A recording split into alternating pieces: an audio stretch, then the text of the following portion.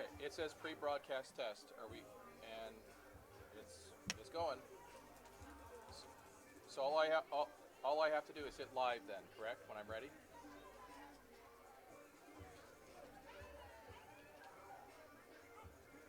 Oh, okay. Okay, I've never done that before, so I'm going to need some help on that. Okay, so I need to go to YouTube first, right? Uh, yeah, I got it. Yep. Live streaming. Got it. Got it. Southside at Wayne. Live control room. Okay. Yep.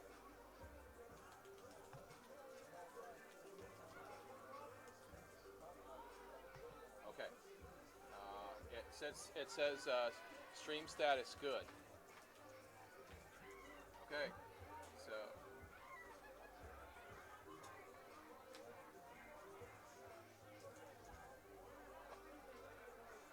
Okay.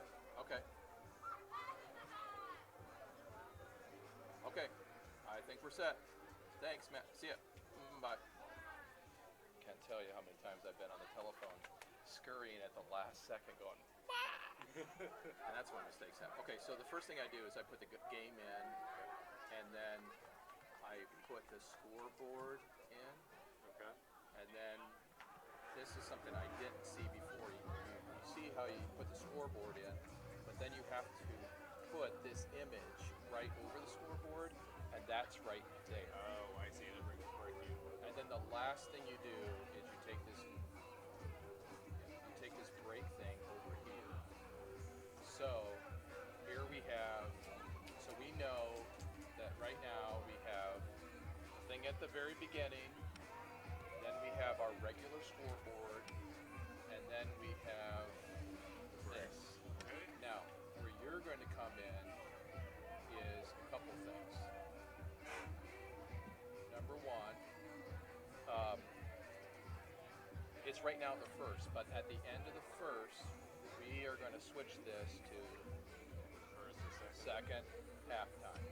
The other thing we're going to do is, one of the things we have to do right here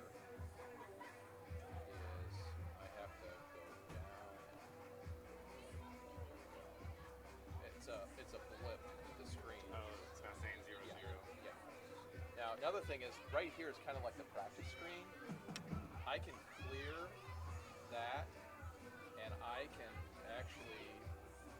put that in, and you just have to say overlay. Okay. Or you can clear it, and that comes down like that. So you know this one. I always put that one at the very beginning, and I just hit overlay. And so if you want that to come down to do the regular scoreboard is here, and then you put the overlay in. See how I'm clearing that? And then here is what we put at halftime. So you go like that. Your halftime score. Yeah. So I'm going to clear that, and we always start though with this one right here. And you can see it's pre-broadcast test, and then we'll hit live when we're ready to go. To do the score, you have like 6 points here, 1, or if you mess up, you can go like this. Take it all the way out. Okay? Now, the other thing I have to do, because I've already set up by the tools, I've already set up the camera and what have you. The other thing that we have to do is, so I set up tools, I didn't have to do broadcast. And then we started here, putting Southside versus Wayne. Then what we have to do is, this is the number of timeouts, and I believe there are 3 timeouts. Okay. Then what we have to do is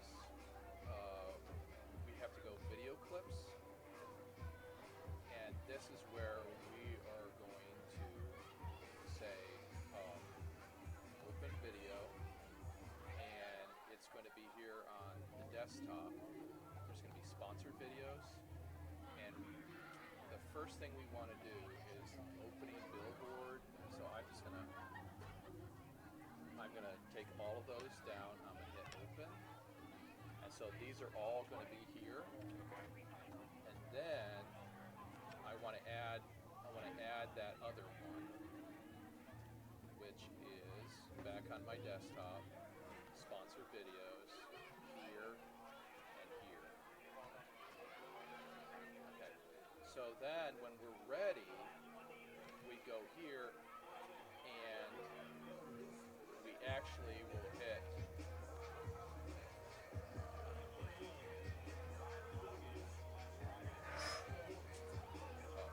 I gotta make sure I hit ads. I actually goofed. So we're gonna take all these out. I goofed.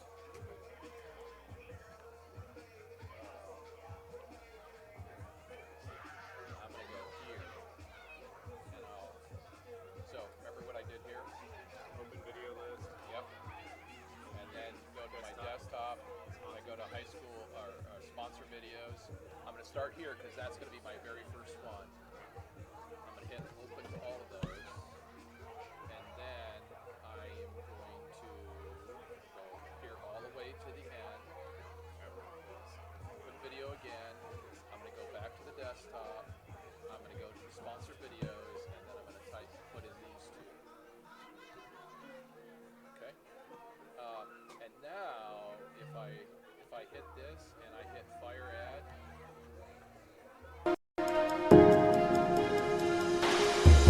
Play smooth broadcast. yeah, that's correct.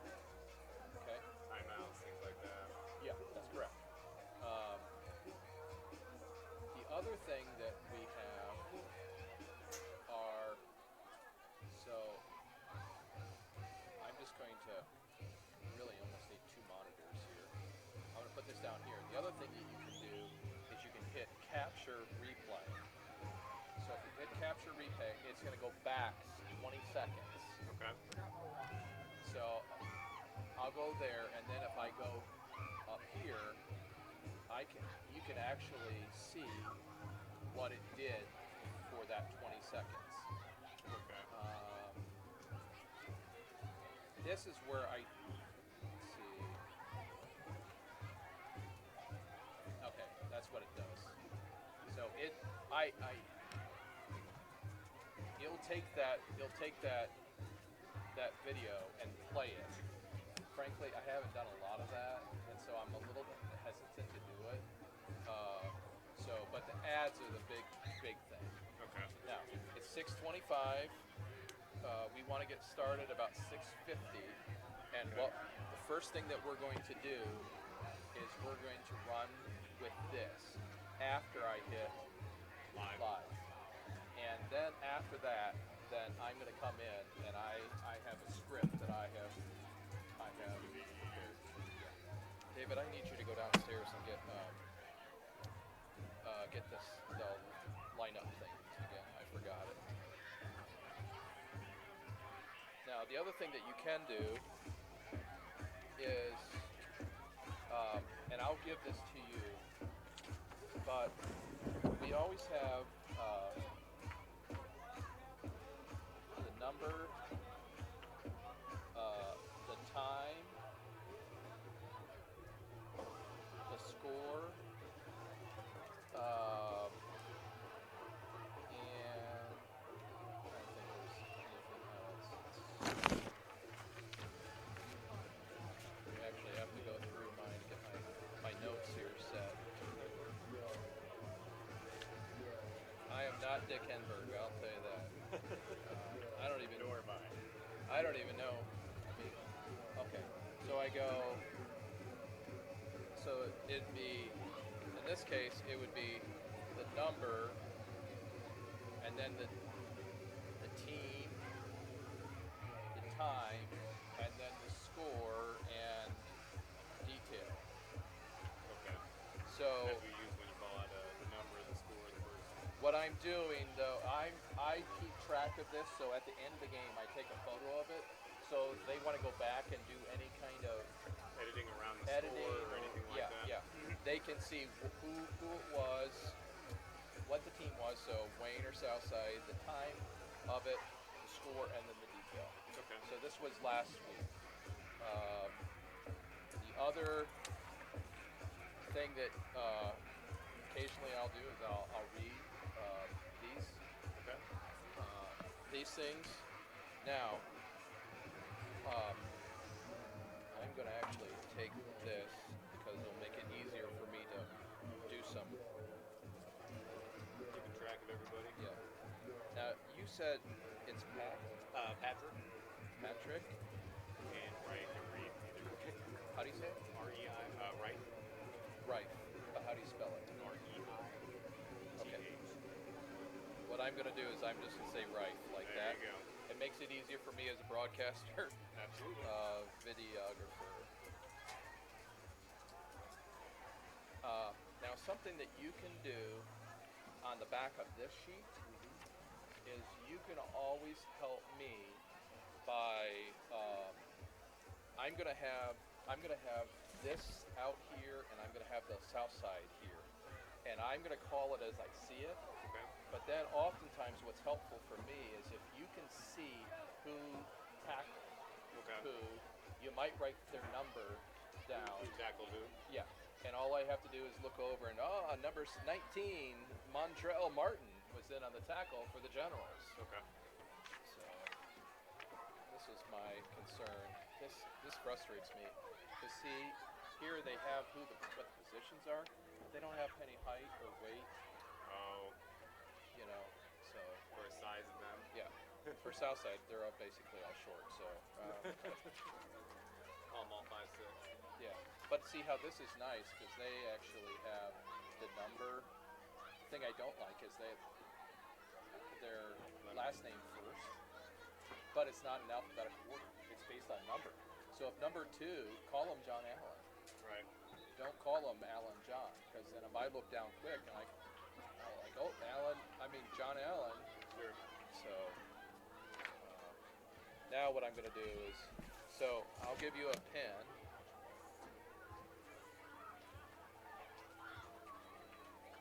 Last week, Tim, who's the, I think I have a pen. Oh, I do, right here. There is the pen. And obviously there's going to be a lot of play, so. And you just want me to write down the number of the tackler? Yeah, if you see it. Also, if you see something else that was sometimes I will get confused as to how, like on punts, how many yards the punt was, or how long the kickoff was. So just if you do a quick tabulation, I look down, the 42-yard punt by Salary. So Kickoff return yards. yeah, anything like that you can help me with, that's helpful for me.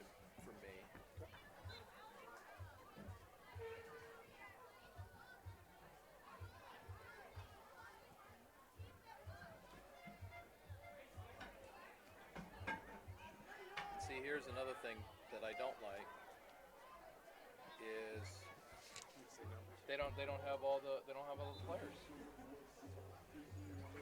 So let's see.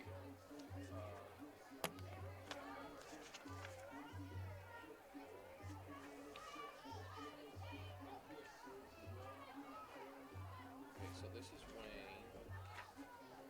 Southside.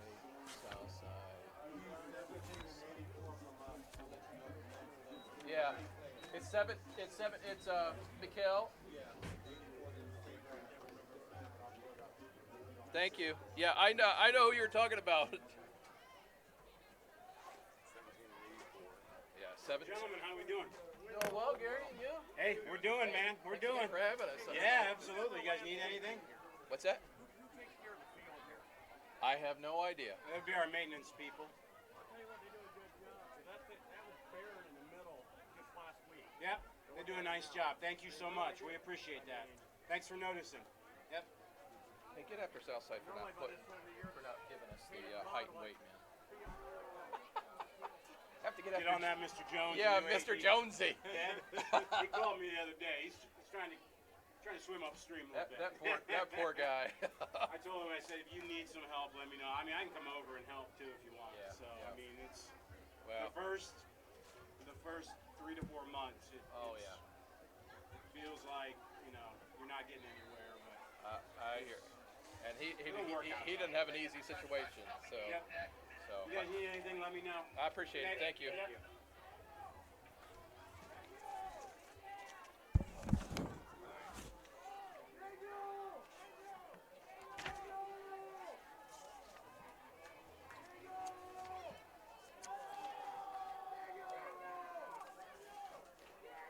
Big time announcers.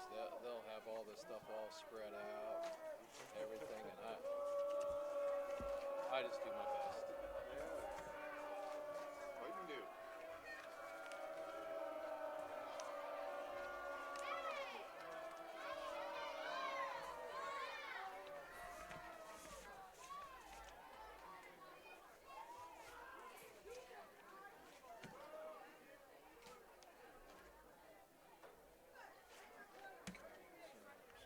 That there. I think this is plain.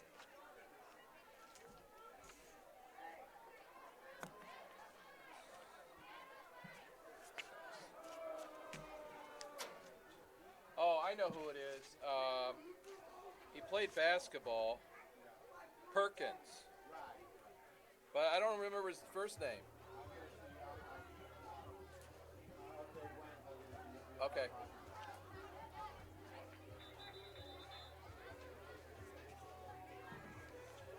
Where do you work, Pat? I work over at IB as a financial advisor. You guys just get bought out. You keep your job. Yeah, I'll be there. I just picked up a couple of Rangers actually. Good for you. So yeah, things are going pretty well at least for our side there. I'm happy for you. Good. Yeah, they the office people who basically the branches were fine, but anybody who worked kind of in an office or maybe for the main probably lost their positions because they already had that set up in Muncie. Yeah. So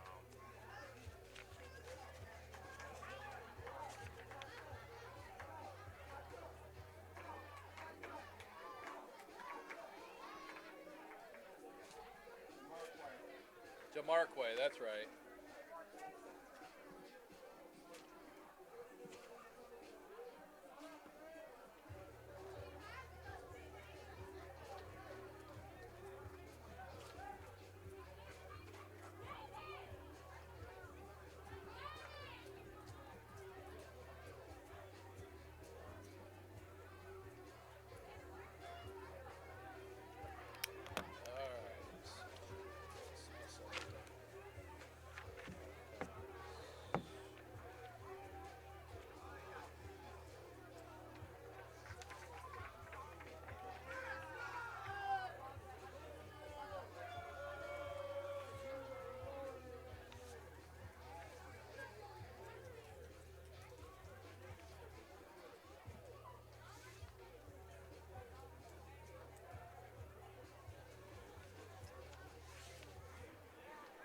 Oh, there he is. How we doing? Doing well, Mr. Are we all Howard. going to be able to get along in here? We I all gonna be able hope to get so. along? I hope so. Good. How are you? nice to meet you.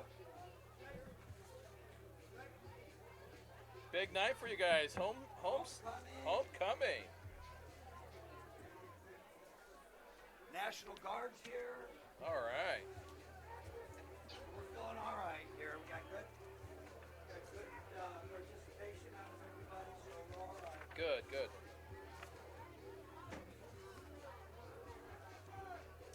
Sounds like Stan's are looking too busy. Normally, this is a pretty good game between these two schools. A lot of the players, they like each other, but they want to win.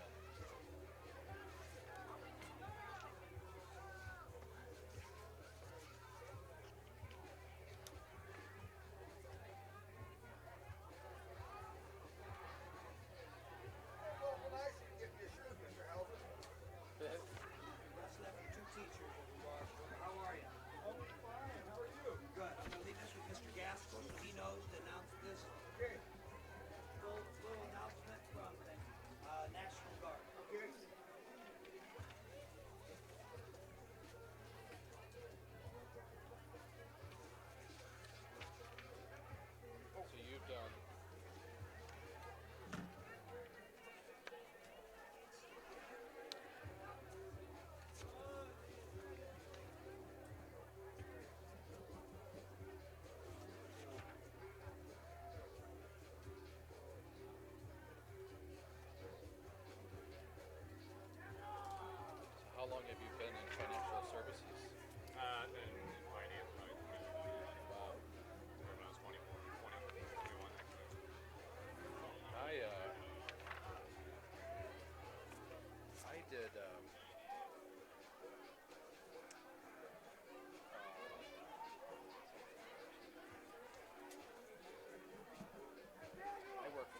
Shelf.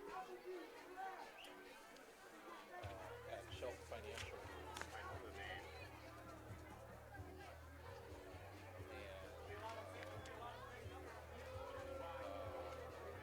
And he's been in business a long time.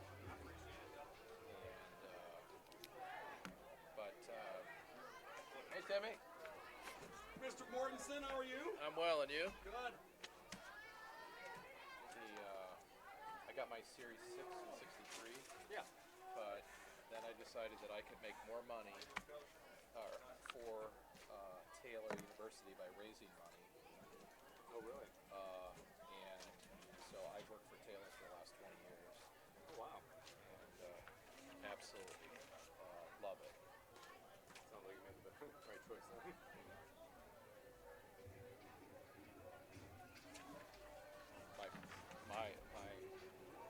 My bank is Star Bank. Okay. I think they've done a good job over the years of being locally owned. But one of your major stockholders is a guy by the name of Leland Morin. And he's very familiar with Taylor. His business is right across the street. Oh. Oh, yeah. I'm assuming.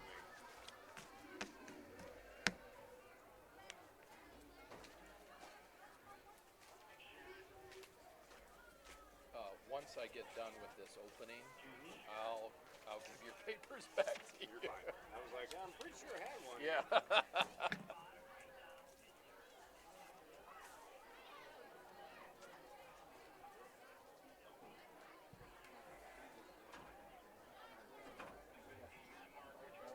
Hey Tim, did they give you starters yet? Well, here's the thing, Mike. I decided that I would try and do it early, Yeah. and I went Southside offense and Wayne defense. Wayne won the toss and could have went defense first, but they chose to receive. Oh. So, Wayne screwed that one. Yeah. I actually guessed right. Do you want those starters? I mean, you're not. I mean, I'll give you you want those, Mike, or? To me, offense is more important than defense. I don't have one. I mean, I can give you some of the ideas. Okay. You already got south sides? You know what? I have Wayne. I need Southside. Yeah, go ahead, Gary. Thanks.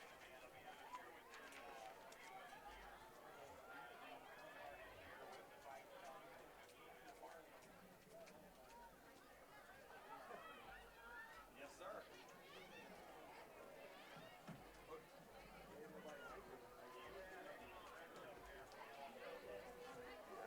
Don't forget, that's Mikhail Stevenson, the Yeah. basketball player. Yeah, I got him down. And then DeMarquay Perkins, 84. I didn't. Yeah. Okay. All right. Those are the only two.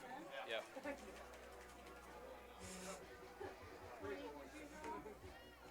Yeah, go ahead.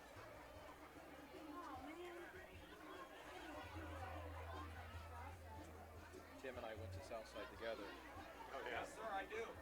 and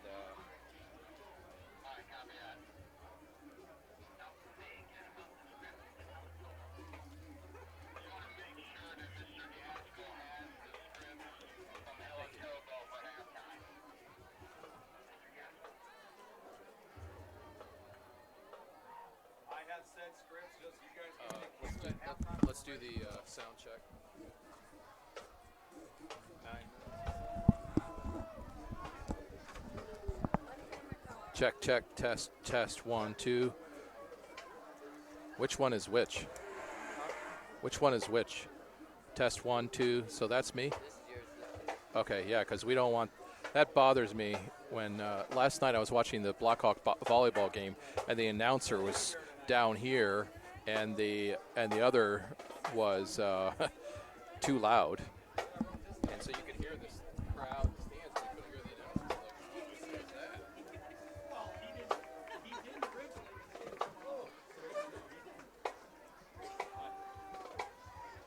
You said Wayne won the toss, Tim?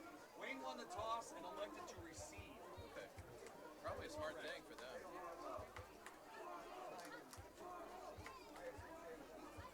Garrett Rayburn.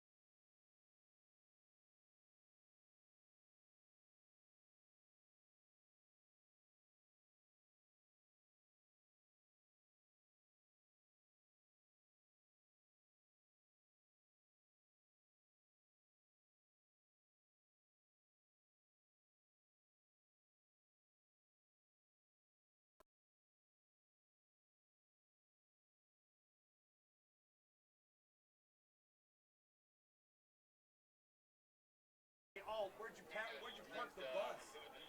Okay, 7 kids? I'm going to start it. I got his name, Eric. Thank you.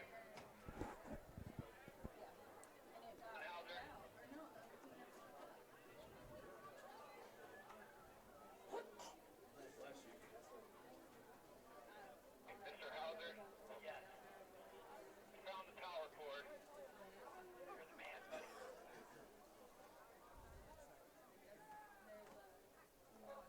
Why is You want me to find Daryl? Yeah, I'm just gonna run up to the press box.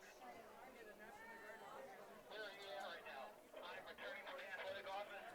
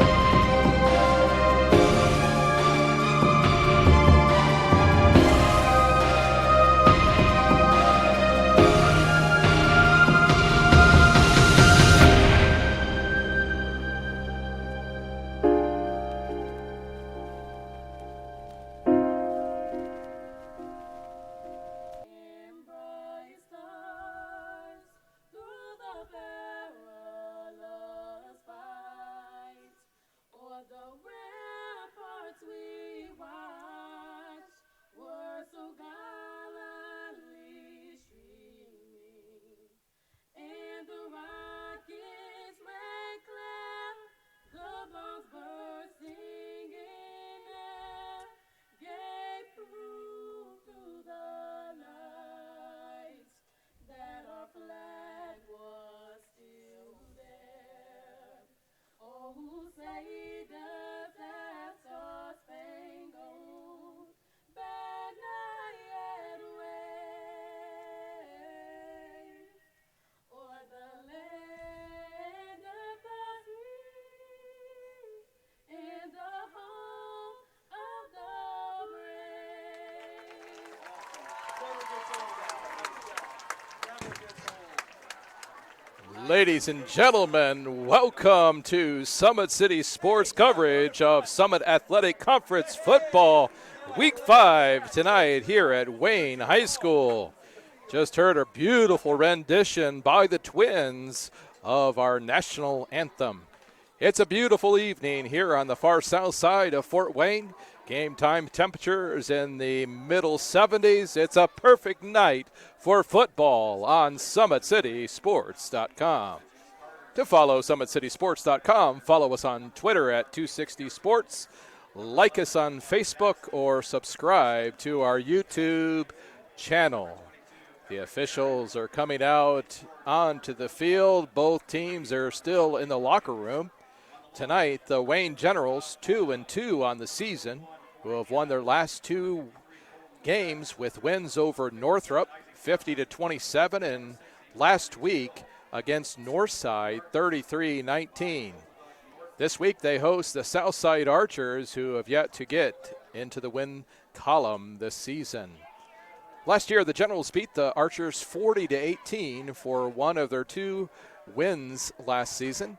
This is a big game for Wayne as they hope to go above 500, and they also have to travel next week to Snyder. Then they'll play Concordia, Homestead, and Carroll in the next 4 weeks. The Generals are coached by Derek Moore, who's in his third season. Overall, his record is 3-18. He has some young studs, including his quarterback, Brandon Young, who's already amassed 869 yards in just 4 games this season. The Archers, on the other hand, are coached by Roosevelt Barnes, who is 6-30 overall. And while the overall record is not good, the Archers did score 12 points against the Snyder Panthers last week, a team not easy to get points. Wayne's offense is led by the previously mentioned Brandon Young, who has completed 49 of 97 passes for the previously mentioned 869 yards. He is prone to throwing the interception as he has 9 interceptions against 8 TDs on the year. Young can also tuck the ball in and run. He's run 31 times for 70 yards. But Young primarily uses number 5, Devonair Kelsaw, the Generals' leading the rusher, with 36 carries for 281 yards. On the other side of the ball, Southside's offense is led by a relatively new quarterback, the point guard for the basketball team, number 17, Mikael Stevens. At least that's the expected starter tonight.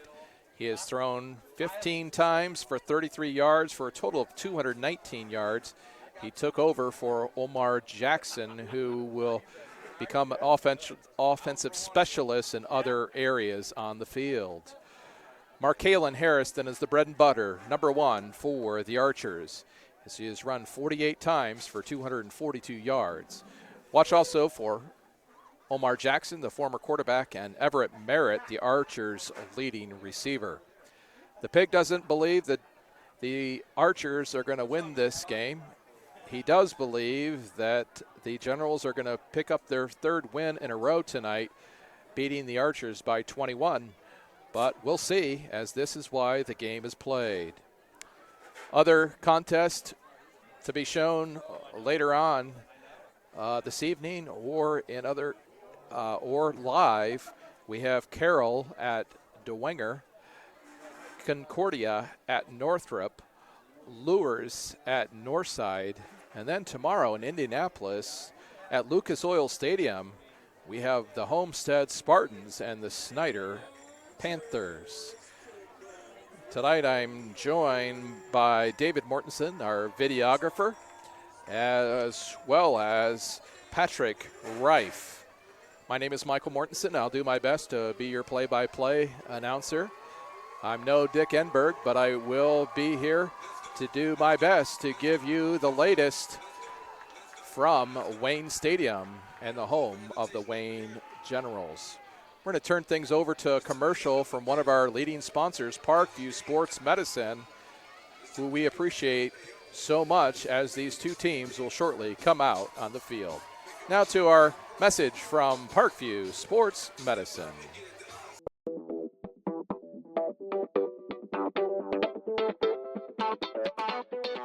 Pilates therapy is using the Pilates technique in a therapeutic way. Pilates itself is just using, we would use Pilates equipment, to work on precise movement patterns in the Pilates method in that rehabilitation process. The benefit of doing Pilates with the therapy, the biggest benefit is to work on smaller muscle groups and precise movement patterns that you're going to get with using the Pilates method. In this method, if you just come in with low back pain, or you have some shoulder pain, or you have some other pains that aren't surgically repaired, the Pilates method is very effective in utilizing those smaller muscle groups that are attached from the core into the shoulders or to the hips to strengthen from the inside out. It very much works posture. In this day and age, posture is a huge thing with people, sitting at desks, keeping the head forward. Anybody can benefit from Pilates. Definitely athletes, performers, dancers, gymnasts, but you also people, chronic pain, back pain, shoulder pain, teenagers, even women going through pregnancy or postpartum can also benefit from Pilates. Pilates is for everyone, including men, especially men. Men get tight as they age, decreasing flexibility in the hamstrings, in their spine. Now you have many professional athletes doing Pilates, LeBron James, Jake Arrieta, Antonio Brown, and they're finding the benefits of getting the elongation of the muscles and the strengthening and the balance and the control that helps them during their sport. And we are the only clinic in Fort Wayne that services both physical therapy and Pilates at the same time, that you can get a Pilates-based rehabilitation.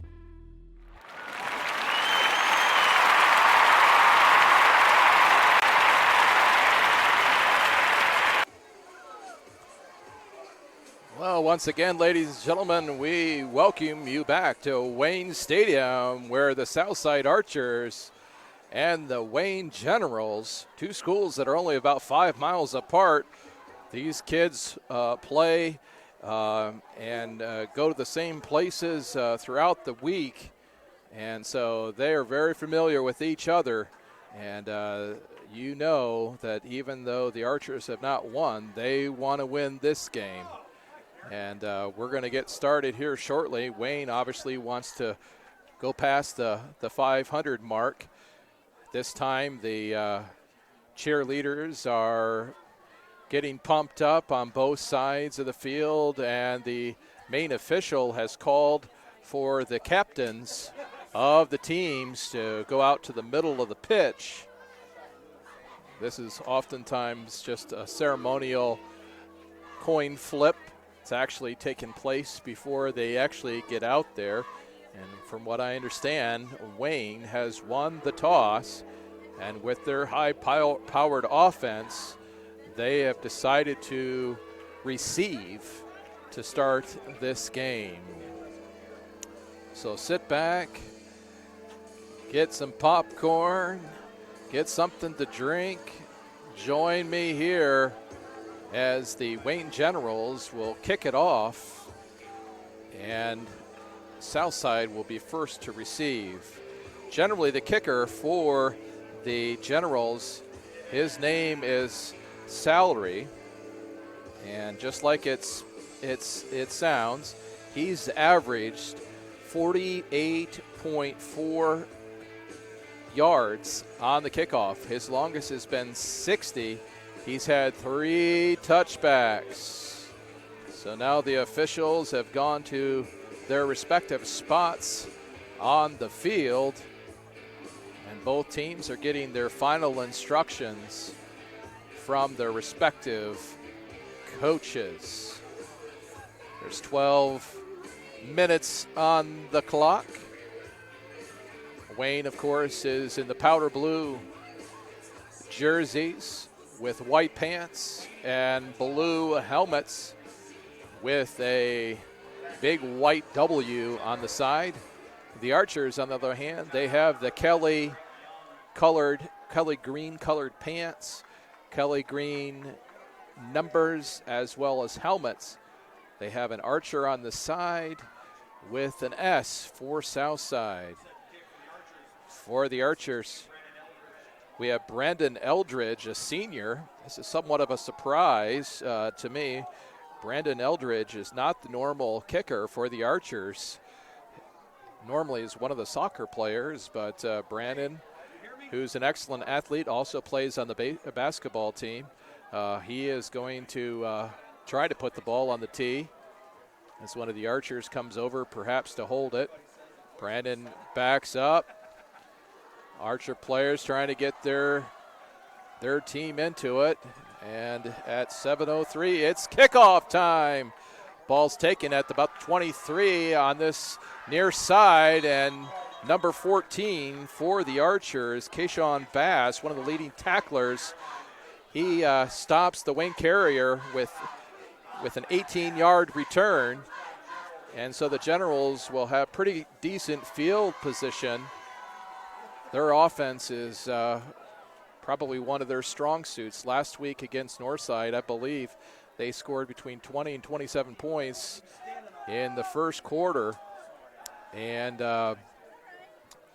they like to strike quick and fast. So with that, we'll start. We have Craig Young here on the near side, and it's handed back into the backfield. Nice tackle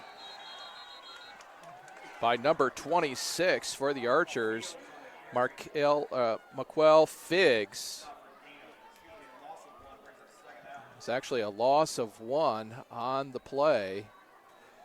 I believe that was Kayshawn Fields, number 9 for the Generals, that took that ball. This time again, we have Craig Young split out here to the near side, and it's probably John Allen out to the far side.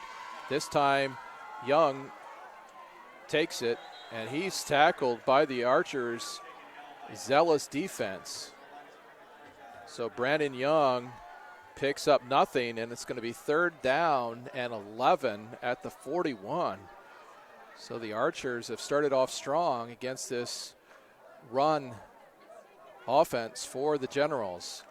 Don't forget, though, Brandon Young, the 6'2", 175, the 6'3", 185-pound junior. He can air it out, and he's done that with almost 1,000 yards on the season. Young fakes. Now he's passing down long, and he's got Young wide open. Wow. Craig Young had it in his breadbasket. You could tell that he thought he had 6 points, and he just loses his grip on the ball. And so it's going to be 4th down.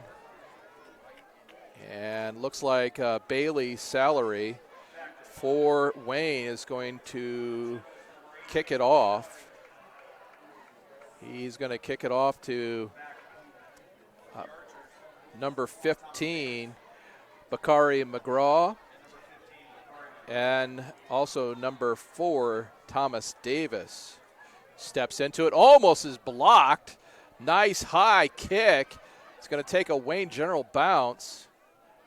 And looks like number 2, John Allen, is going to be down there for about a 38-yard kick. Want to give assist to Patrick Reif. Does more than work as a videographer. He's my statistician tonight. Appreciate that very much. We welcome him to the Summit City Sports family. So the Archers are going to come out now on offense, and as I said in the pregame, it's Mikkel Stevens, Mikkel Stevens. He's number 17. I believe he's a junior. He's going to flip it up to Omar Jackson, the former quarterback, and Omar Jackson's going to go backwards, and he's going to be crunched by number 52, Darius Alexander. It's going to be a huge loss on the play. Looks like that ball was originally at the 21. It's going to be going back all the way to the 10-yard line, so 11-yard loss, and it's going to be 2nd and 11. First play from scrimmage, and number 52, Darius Alexander, was right there to put the hammer down. You'll see him often. This time it's handed off to Michaelan Harrison, and he's going to get about 5 on the play. Number 11, Craig Young, on the tackle for the Generals. So it'll be 3rd down and 3rd down and 16 with 9:25 on the clock. And Mikkel Stevens trying to get his boys pumped up so they can get out of this hole. They've got 3rd down and 16. He takes it, fakes it to Mikkel Harrison. Flips it up and over to number 24 for the Archers, Darshawn Dunbar. He's going to be short. He's taken down by number 45, Dylan Hart. But they're going to have a penalty. There's some dirty laundry on the play. It's going to be a roughing the passer. Again, there's a lot of emotion tied up into this game with the schools being so close to each other. It's going to give the Archers a 1st down, I believe. That was something last week. There were several penalties in the Wayne versus Northside game. The official is saying, again, that it was roughing the passer, and so the ball's going to be taken out to the 30-yard line. So what a great break for the Archers. Don't know who that was on, but that's a great break for the Archers as we have 8:49 left here in the quarter. Mikkel Stevens in the shotgun. He's looking. Just going to throw it over the outstretched hands of number 22, Everett Merritt. Merritt's the leading receiver for the Archers on the season.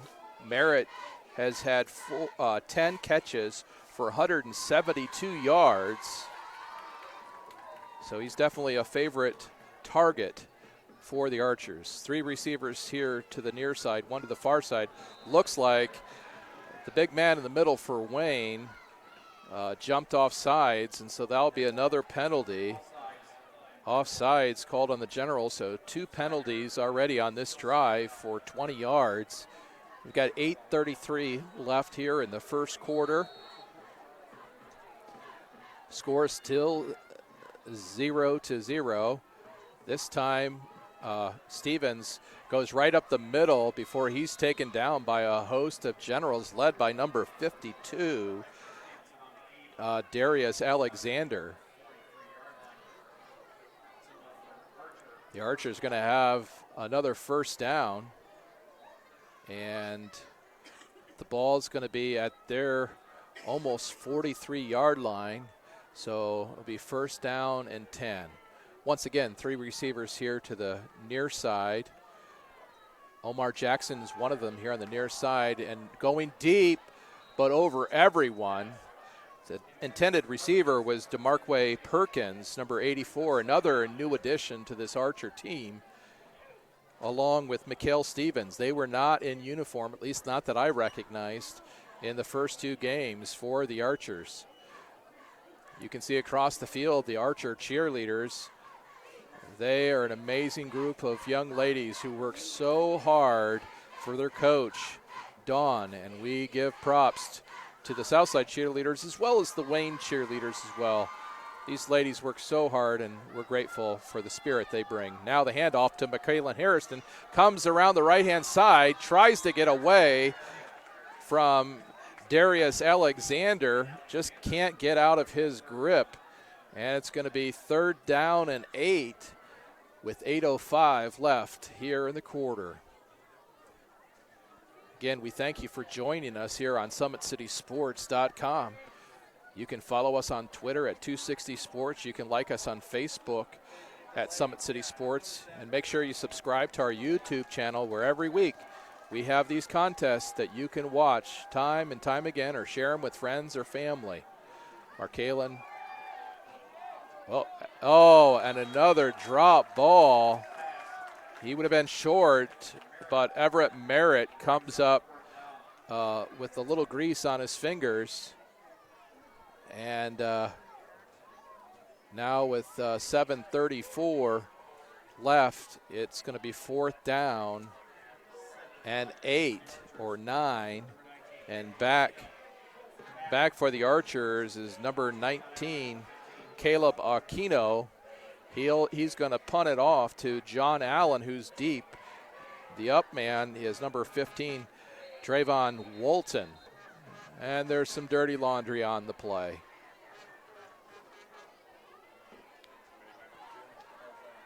Penalty is going to be called on the Archers, but there does seem to be some confusion. And the official actually is going over to talk to the Archers. Not exactly sure what that's about. It's inadvertent flag, and so it's still 4th down and 9. There's still a flag on the field, and the coach for the Generals picks up the flag, brings it over to the official, and talks to him, and they're laughing and smiling. That's the way it should be. So again, here we go with the Archers with 7:30. They're going to punt it away. It's going to land around the 31, but then it's going to take an Archer bounce, a Wayne bounce, and the ball's going to be placed at the 33-yard line of the Generals. They'll take over 1st and 10 with 7:21. It's a 25-yard kick for the Archers. So now Wayne will start its 2nd possession of the game. See if they can get their offense on track. We have 2 receivers to the far side, 1 to the near side. Number 4, Tristan Purnell, is in the backfield, And he's going to go the opposite direction of the man who went into motion, and he's going to pick up a first down. So a little misdirection play. At least it was misdirection in my opinion, because the one receiver went in motion this way, and then Tristan Purnell went the other. So he has first down at 10, 7:08 left here in the quarter. That's Wayne's first down of the game. We have Young on the far side along with another receiver. And then here on this side we have John Allen, the left-handed quarterback. He's going to tuck and run, and he's going to be taken down on the play. I believe that's number 16, Brandon Eldridge. But he is going to pick up some decent ground, picks up 6 yards. It's going to be 2nd down and 4. Young is left-handed. I'm sure that takes a little bit of getting used to when you're on defense, primarily playing against right-handed QBs. This time he's going to hand it to Young. Young is going to go up the middle. He's got some room, and he's just taken down by number 5.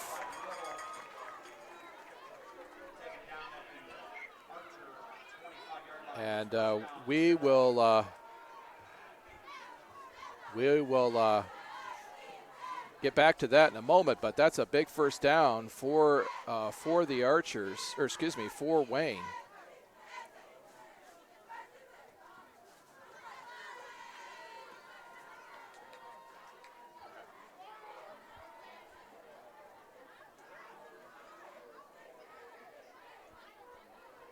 Now Young using his legs again.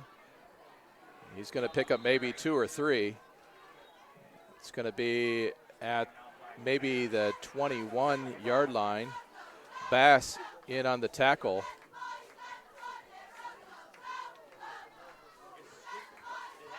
Ball's at the 21, 5:45 left here in the quarter. 2nd and 6 for the Generals, who are deep in the Archer territory. We've got number 9, Kayshawn Fields, in the backfield. This time it's going to be given to Fields, and he's going to be taken down immediately by Brandon Eldridge, who got in the backfield. It's going to be a pretty big loss, depending on how far they march him back. It's going to be 3rd down and 12, I believe. The ball's placed at the 37-yard line.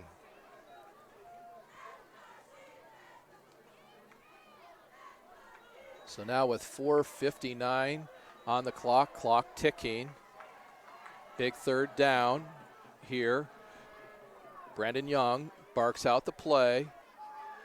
He's looking. Oh, wide open, but overthrows number 13, Amani Wright Thompson. There is some dirty laundry on the play, so we'll see who that's against and what it's against. It's going to be hold, and it's be against the Generals. So what will the Archers choose to do? That's the 3rd penalty called, I believe, on the Generals. It's going to be that penalty is accepted, and that's going to drive the ball back to the 35, and it will be a repeat of 3rd down. On that last play, Wright Thompson was wide open, but once again, he was just overthrown by Young.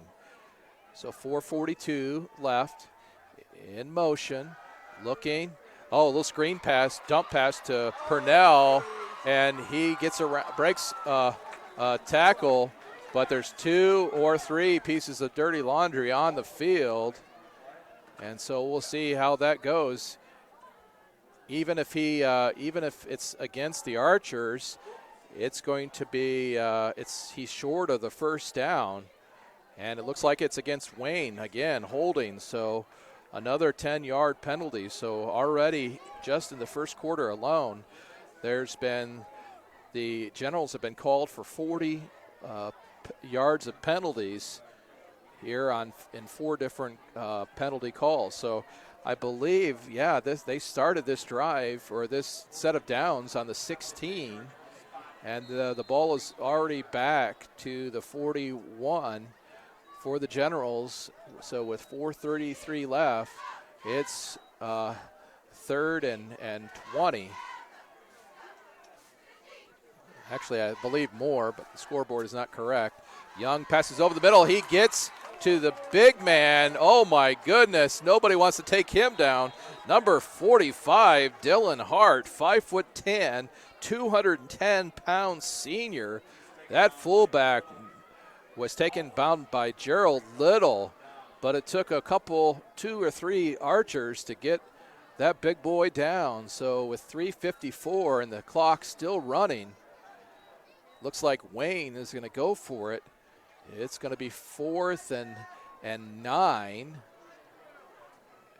Young has 2 receivers to the right, Young and Allen, and 1 here to the near side, Eric Adams. He's got Hart next to him. He's going to look for running room. He slips out of a tackle, but he's going to be finally taken down, looks like by number 52. Number 52 for the Archers is Taj Alford.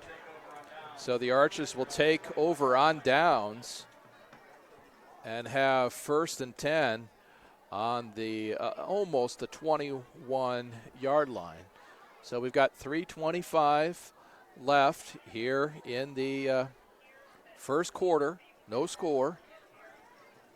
You're watching or listening to Summit City Sports broadcast.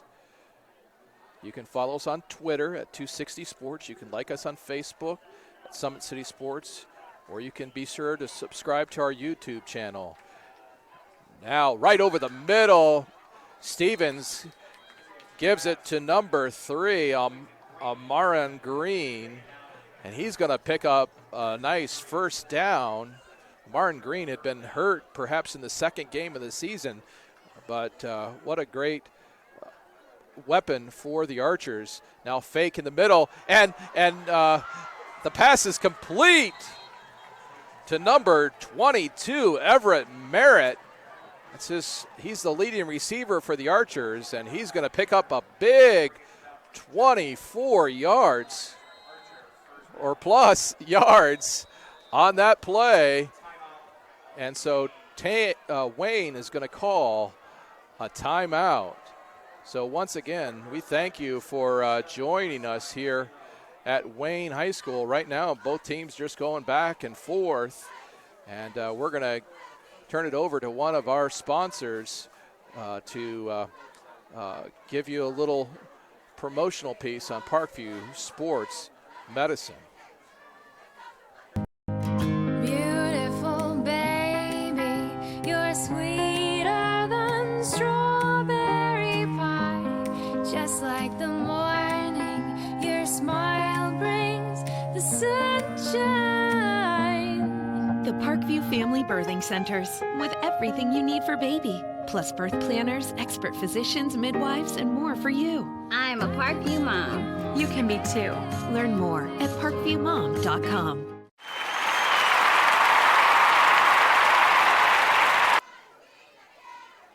Well, ladies and gentlemen, welcome again back to Wayne High School, where there's no score, but the Archers are driving. Mikhail Stevens is going to fake. Oh, my. Threw it right over the defender, and the pass is caught by number 84, DeMarquay Perkins. There is a flag on the play here on the near side. Not exactly sure who it's against. Wayne is clapping, so it must be against the Archers. And so with 2:45 left, the Archers will pick up their first penalty of the evening. We'll see how far that's going to put them back. Again, nice reception. Ball taken in by Perkins at the 22. There's a dead ball foul, unsportsmanlike conduct against the Archers. And so I believe it's going to be marched back 15 yards. So costly penalty, especially when it's a dead ball foul, probably in the area of taunting. And so it's going to be first down again, and looks like about 13 or 14. It's going to be first and 12, I believe.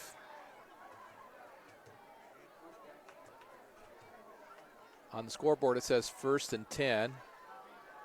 Omar Jackson here on this near side, as well as Everett Merritt. And this handoff is to Michaelan Harrison, who goes right up the middle, barrels over the Wayne defender. Wow, quite a hit.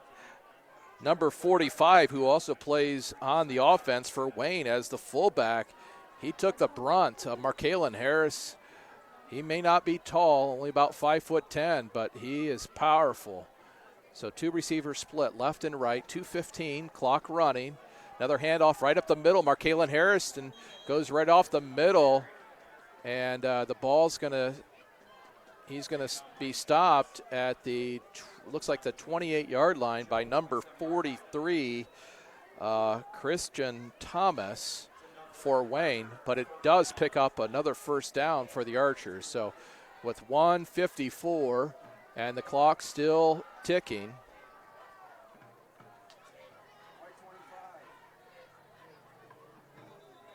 the officials asking that they reset the play clock. So we have a momentary stop in the action here. The clock continues to run. So a little confusion here. This time fake. Oh, and that pass was intended for Everett Merritt, but he bobbles it and goes out of his hands. So that's going to be second down and I believe 10. So second and 10. And into the ball game for the Archers. That looks like number 59. 59, if I'm correct, is Alan Steeman. He's a junior. Omar Jackson, Everett Merritt here on the near side. One receiver to the far side. And so it's going to, this time, another handoff to Michaelan Harrison, who has the opening up the middle. Southside taking a little bit of the playbook of Northside, who just had the ball control offense to try to slow down the high-flying Generals. So it's going to be third down and looks like about 5 or 6. It's 52 seconds on the clock. And a fake handoff now, pass over the middle. Nice stop by number 2, John Allen. I did not see who the receiver was on the play. I believe that was number 3, Armand Green. So 46.3 seconds. Archers get another first down. The official is now starting the play clock as well as the game clock, now that the chain gang has been able to move up. So Michaelan Harrison, Stevens, he fakes it, and then he takes it himself off the left-hand side. Looks like he's going to pick up a little bit more than 4 on the play. It's going to be second down. Clock still running, 21.1 seconds. Will he get another? He's going to hand it off this time to Michaelan Harrison, who tries to bounce to the outside. He's going to be taken down, I believe that's by number 52, Darius Alexander. He's had his number called several times, and I think that's going to bring us to the end of the first quarter with the score here at Wayne High School, 0-0. Well, again, on behalf of Summit City Sports, we thank you for joining us tonight for this contest, and we want to thank our sponsor, Parkview Sports Medicine, for what they provide for us each week to provide these contests. sometimes live and sometimes on delay. So at this time, the teams are going to switch to the opposite sides of the fields, and we're going to go to a commercial break with Parkview Sports Medicine. How do you design one of the most advanced ERs in the country? At Parkview, we did it by focusing all our attention on you, the patient, by involving doctors and nurses in the design process, by creating quieter, more private spaces, and by leading the region in heart, stroke, and trauma care. This is not your typical emergency room. It's Parkview. In an emergency, isn't this where you'd rather be? Parkview, your partner in health. Beautiful baby, you're sweeter than strawberry pie. Just like the morning, your smile brings the sunshine. The Parkview Family Birthing Centers, with everything you need for baby, plus birth planners, expert physicians, midwives, and more for you. I'm a Parkview mom. You can be too. Learn more at parkviewmom.com.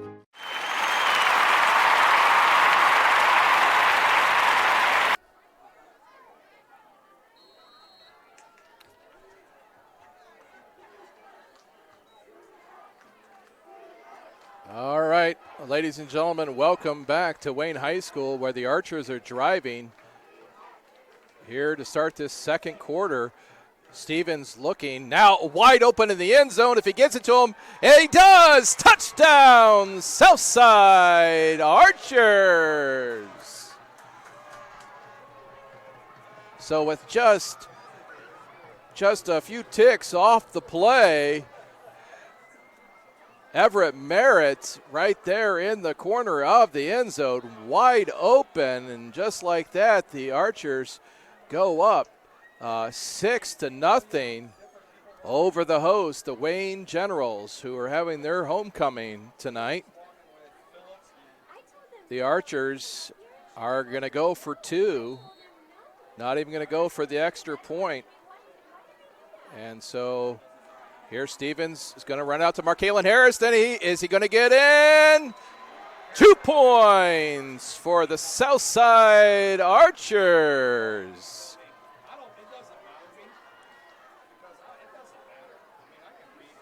Again, just Markalen using his brute strength there on the right-hand side, pushes it in. So with 11:43 here in this first half, Stevens finds in the corner of the end zone number 22, Everett Merritt, and gets not only 2 points, but with the 2-point conversion, the Archers go up 8-0. Again, the Archers, they want this game.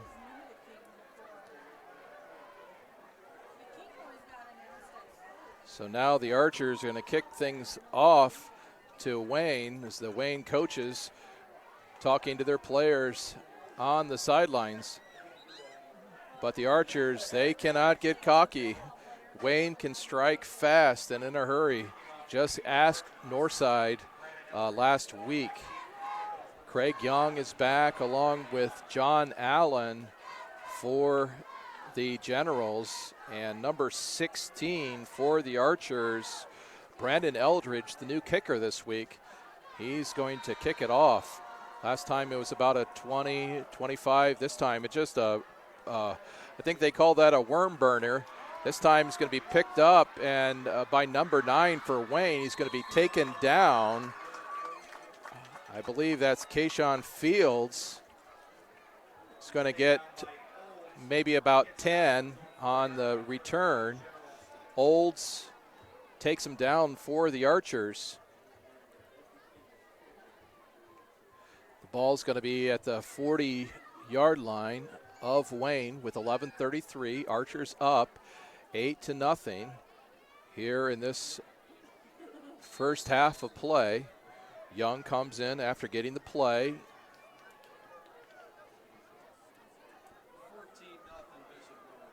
John Allen out to the far side. Here on this side, we have, I believe, number 9, Kayshawn Fields, along with Young. Quick pass out to Young, who's going to be taken out of bounds by number 11, Omar Jackson, for the Archers. Second down and 4 yards. PA announcer here, while he teaches math, I believe, at Wayne. He's a Southside Archer. And Tim. So give him a little shout out here. Does a great job with his play-by-play, or his PA announcing responsibilities.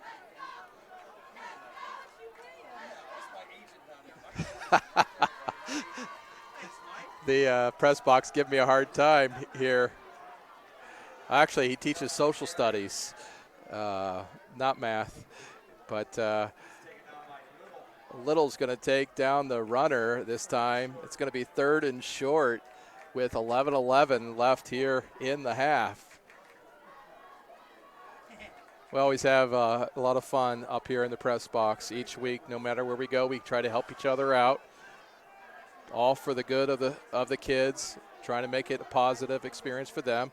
Quick snap, quarterback sneak by Young, and he's going to pick up the first down.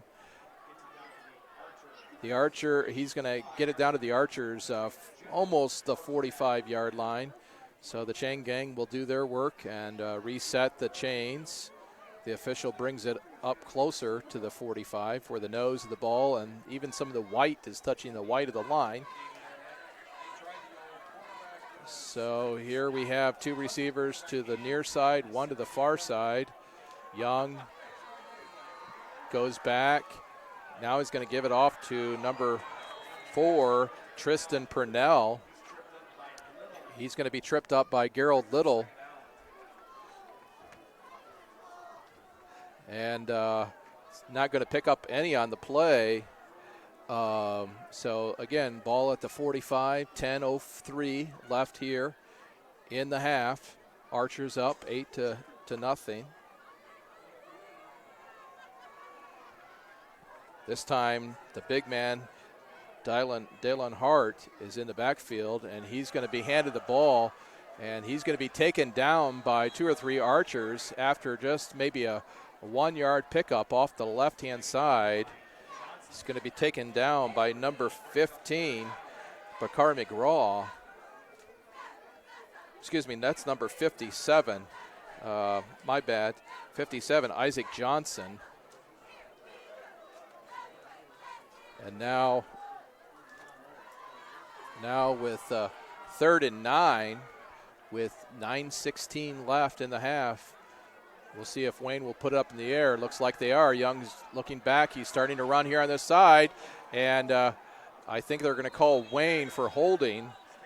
One of the linemen for the Archers was just holding hands up in the air, and that's what the official's going to call. So, again, another costly penalty for the Archers because he came close to a first down, but it's going to be the 5th penalty called on the Wayne Generals, this time again for holding. I believe that's the 3rd holding penalty on the line. So 9:02 left. And the Archers accept that penalty, and so it's 10 yards from the spot of the foul. So the ball goes all the way back to the 45, so it's going to be 3rd down and almost 20 yards. So we'll see if Young airs it out, as he's often known to do. We've got number 3, Eric Adams, here on the near side, along with number 15, Trayvon Walton. Young looking back, under pressure, throws it as far as he can, intended for number 2, Josh Allen. Winborn for the Archers is on the coverage, and it's going to go way over Allen, and so that's going to be 4th down and 20. So the punter for Wayne, number 8, Bailey Salary, 6'2", 175 senior. He's a good kicker. He's counting his players' salary, that is. Back for the Archers, we have Davis and McGraw. They're back at the 20-yard line, and they're going to be driven back. They're just going to let that ball drop, and Wayne's not going – well, they finally are going to take it in. It's taken in by number 20, Jesse Umsball, at the Archer 10-yard line. So with 8:36 left here in the half, Archer's up 8-0. They'll be 1st and 10. The Archer offense really has taken some strides forward since the quarterback change. Mikhail Stevens, just such a gifted athlete. And then you add to that mix for the Archers, number 22, Everett Merritt, and number 84, Markway Perkins. They're beginning to score more than they did at the beginning of the season. Going to run up the middle. I believe that was by number 34, Daniel Olds. He was taken down by number 52, I believe, Darius Alexander. So 8-12. Time ticking away here in the half. It's 2nd down and 7. At halftime, we'll have the Wayne Generals marching band, I believe. I see that their instruments are in the end zone. And Markalen Harrison, nope, that's number 34, Olds. He's taken down by Dylan Hart. And it's going to be 3rd down and looks like 6.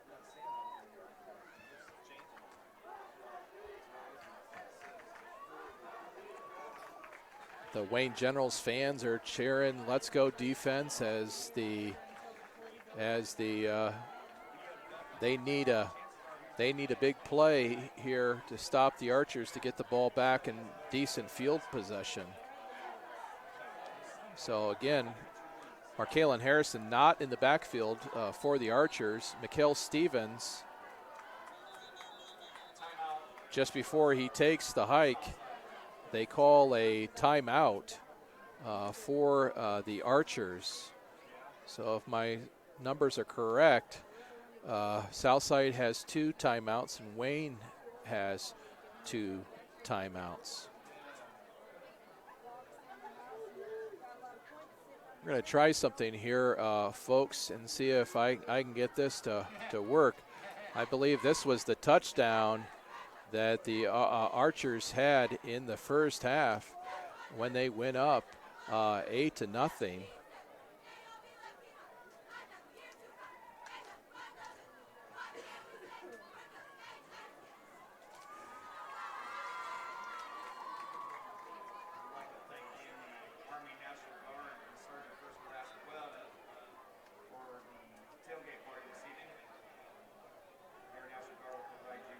Actually, fans, I was incorrect. That was not the touchdown. That was the extra point, or the 2-point conversion for the Archers. But just trying some of the new technology that we have here at Summit City Sports, and we appreciate you tuning in. So now 3rd and 6. Stevens looking over the middle and overthrows everyone. Closest person perhaps to that pass was number 11, Craig Young. And he had a touchdown in his grasp if he had been able to pick that off. So now it's going to be 4th down and 6. The ball's at the 14-yard line, 7:09. And the Archers are going to send in their punter, number 19, Caleb Aquino. He's going to be backed up against his goal line. Back, John Allen will be set to receive around the 50. We also have number 15, Drayvon Walton. I do believe the Archers were blocked a couple weeks ago, so they want to, it is blocked and caught, and just like that, Wayne scores. Sean Wiedemann is the one who picks that up off the punter actually caught it. He then lost it, and then he still tried to kick it away, and number 42, Sean Wiedemann, who's listed as number 34, but he catches that ball and goes in for the 6 points.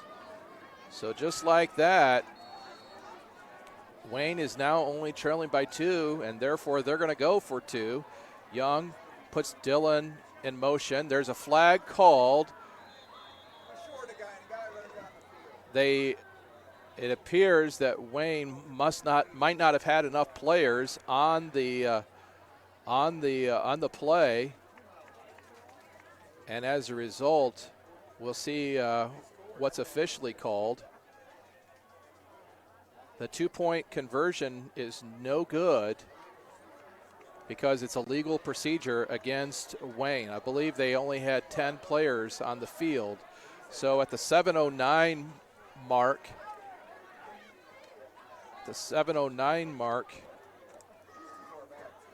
of the second quarter,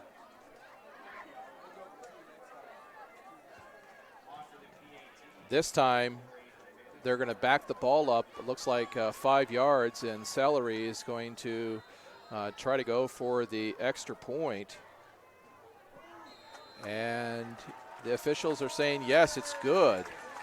So now the score is Archers 8 and the Wayne Generals 7, with 7:09 in the half left to go.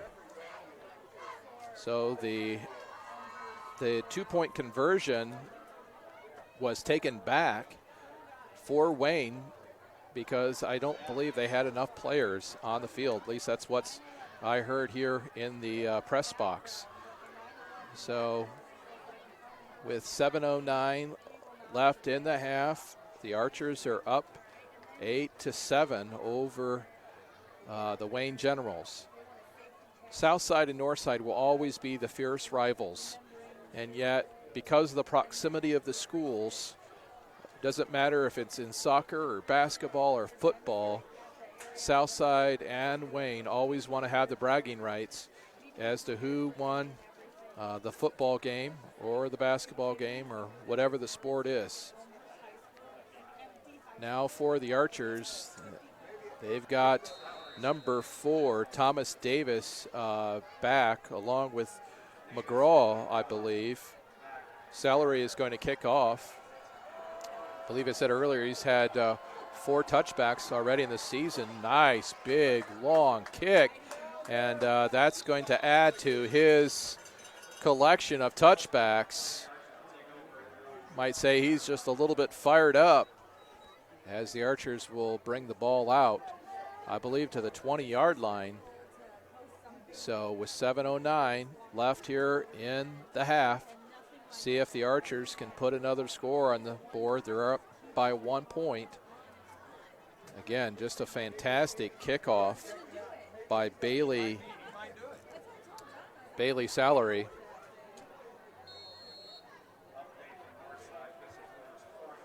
Bishop Lures is leading the Northside Legends 14-0. If you haven't checked that score. Markalen Harrison back in the game. Comes over, talks to Stevens, his quarterback. 2 receivers here to the near side. Omar Jackson goes into motion, but then the officials are going to say the Archers, I believe, have a false start.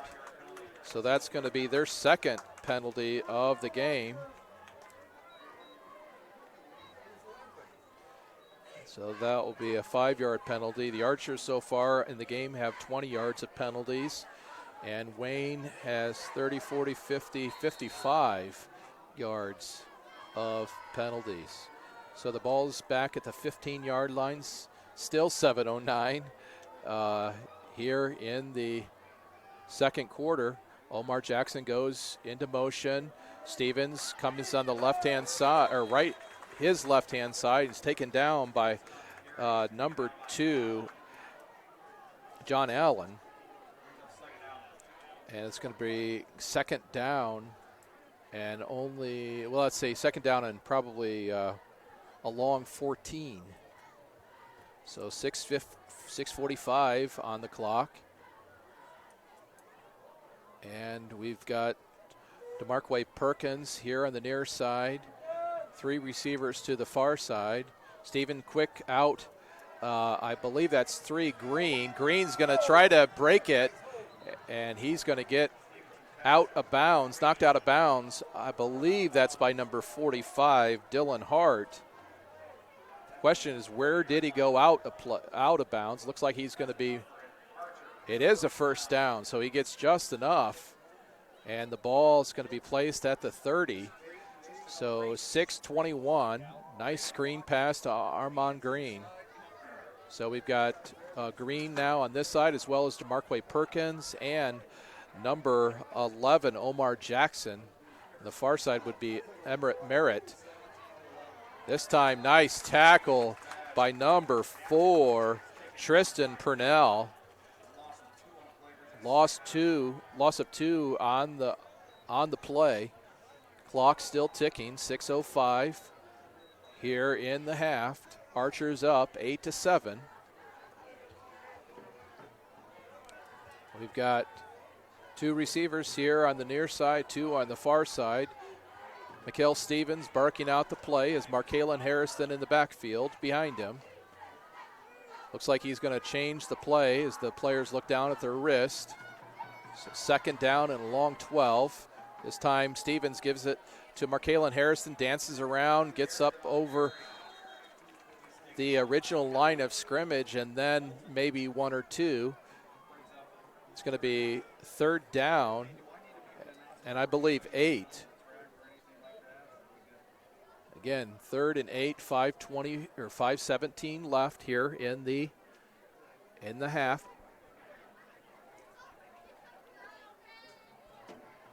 Stevens, another, fake. Now drives it way deep to Omar Jackson. Spins, turns around. He's running. Will anyone catch him? No, it's going to be 6 points for the Archers. Omar Jackson with the big touchdown for the Archers. Wide open on the right-hand side, and Stevens caught him. Had that gun for an arm, almost a 70-yard pass play. And that's going to put the Archers up 14-7 over the host, Wayne Generals. So will the Archers go for 2, or will they go for 1? We'll see.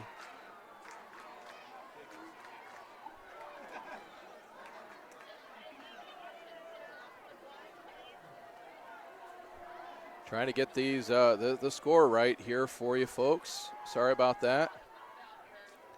Stevens looking over the middle, throws it up, and he's knocked out of bounds, I thought.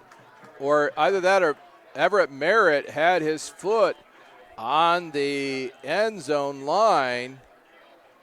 So brings it in, but looks like he's been knocked out of bounds, and with that, looks like not only is the 2-point conversion not good, but it's not good that the leading receiver for the Archers, number 22, Everett Merritt, is down. Looks like the trainer may be treating him for a cramp. They're bringing water out for him to drink. But again, that 2-point conversion that just was out of bounds was set up by a 70-yard pass play with 4:57. And so it's 14-7. Southside, the new quarterback, throws it 70 yards to the old quarterback at about the 4:57 mark. And so the Archers are up 14-7. Well, the Archer player that was down, number 22, Everett Merritt, he's up, walking off on his own power, hands the water bottle to the person, the manager. So it looks like he just had a cramp, jumped up so high to get that, and when he came down, got that cramp. But Archers have now scored, I believe, well, they haven't scored as many points as the most points of the year, but they definitely scored the most points, I believe, in a half for them. So with 4:57, Brandon Eldridge is going to kick off again, and this time it's going to go out of bounds about the 37-yard line. Brandon Eldridge obviously doing his best. That was kind of an interesting kick. The ball spun from top to bottom like a top, went out of bounds where the flag was thrown.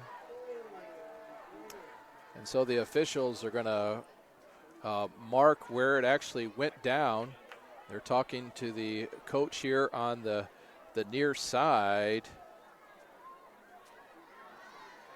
Derek Moore. The Generals are going to accept that penalty, and so the ball is going to be placed at the 40. So even if he had to kick it again, and the Archers, they better get off the field as Wayne is ready with their offense. And another Wayne player is late in getting off the field, and so I believe Wayne is going to call a timeout. So that's the second timeout of the half for the Generals. So with 4:57 here at Wayne Stadium, with the Archers up 14-7, we're going to take a commercial break again and thank some of our sponsors, Parkview Sports Medicine, and this time listen to former SAC star athlete Jalen Smith, now with the Dallas Cowboys. With active science, just the overall objective of having better physical activity along with gaining knowledge and wisdom, it aligns with everything I stand for, with clear-eye view and having a determined belief, earned dreams and a focused vision. So I got Grace the Magnificent here with me. So we're gonna go through a little activity. What I want you to do is try to get past me, NFL linebacker. You get past me, I'll do 10 jumping jacks. But if I tag you, then you do 10 jumping jacks, and then we'll flip it around and see if I can get past you, all right? All right. All right.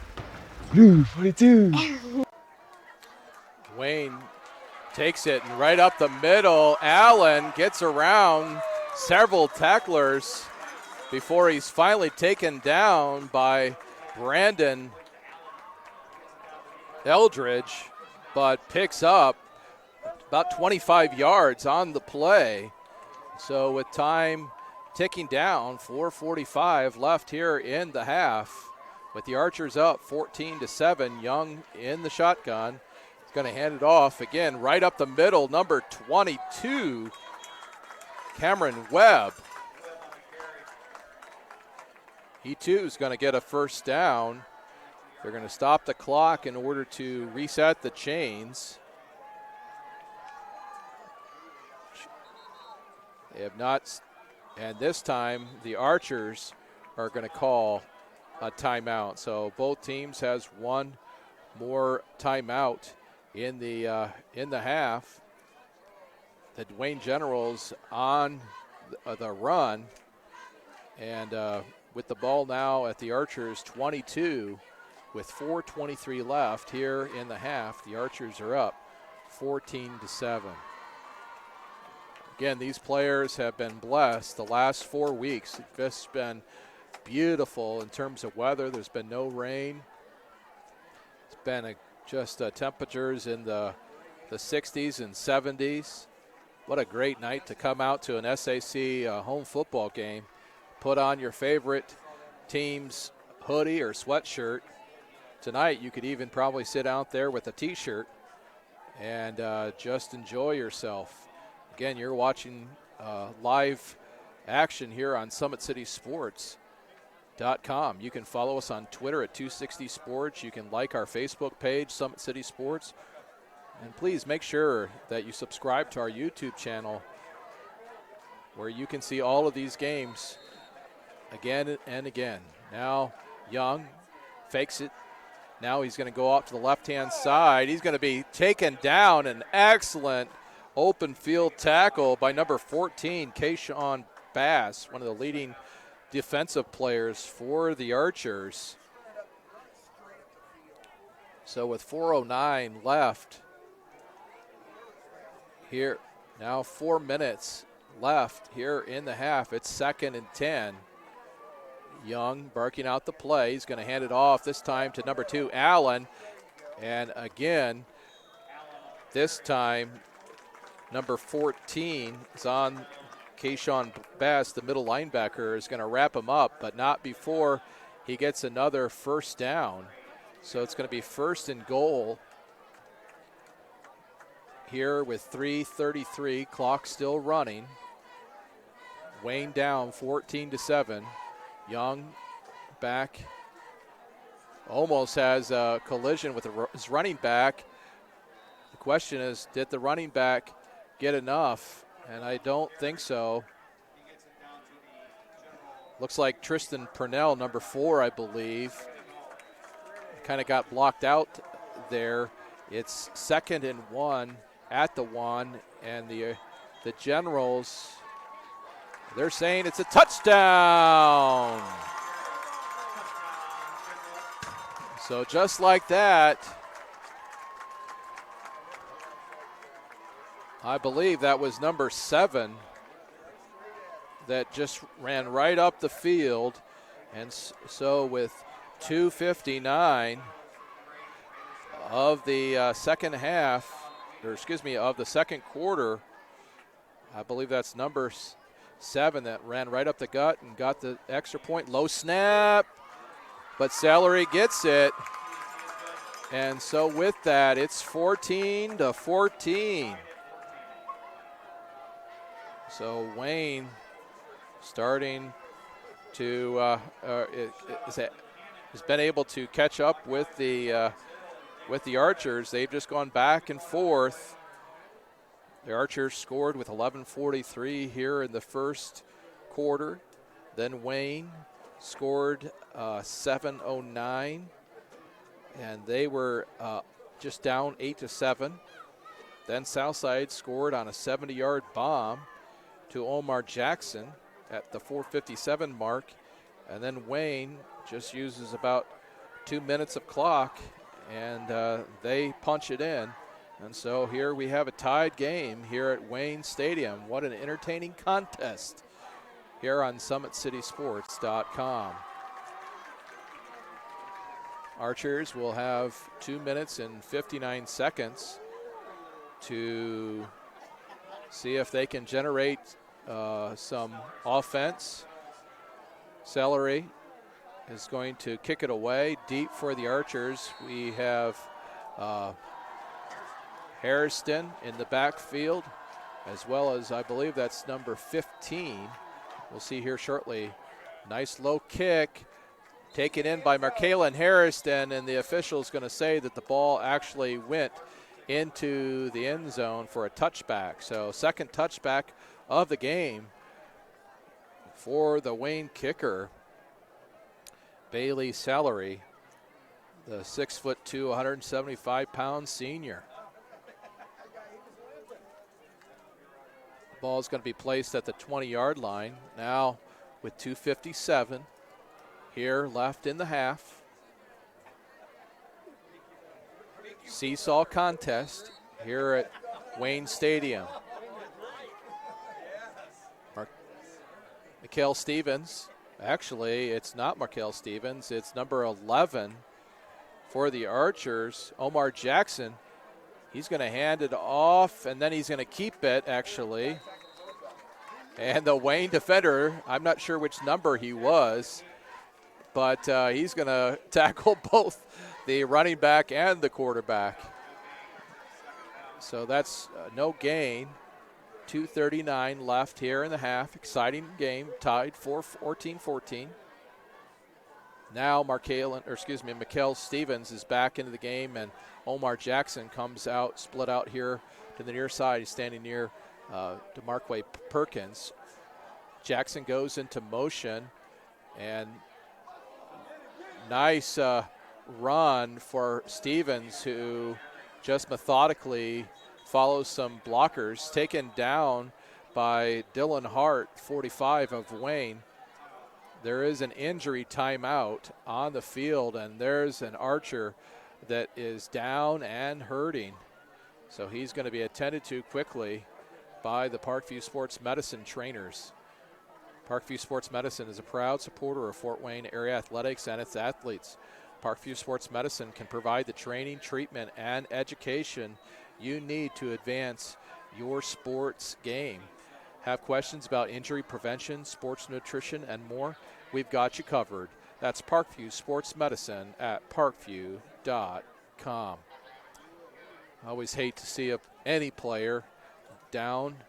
We realize it's part of the game at times, and yet just hate to see any player down. These students work so hard, and to be injured on a play, just really difficult. So Southside coaches are kind of looking over while the players have taken a knee and perhaps some liquid. While the player is down, I think we may go to another clip here for he is actually, we'll wait because it's number 57 for the Archers. That's Isaac Johnson. He's one of the leading defenders, and thankfully he's in a walk-off on his own power. So that's definitely a good sign if you're an Archer fan. So 2:08 left here in the quarter. It's 3rd and 1. Ball at the 39. Concordia's leading Northrop across town. Getting close to the second half, or the halftime. So the play clock is starting.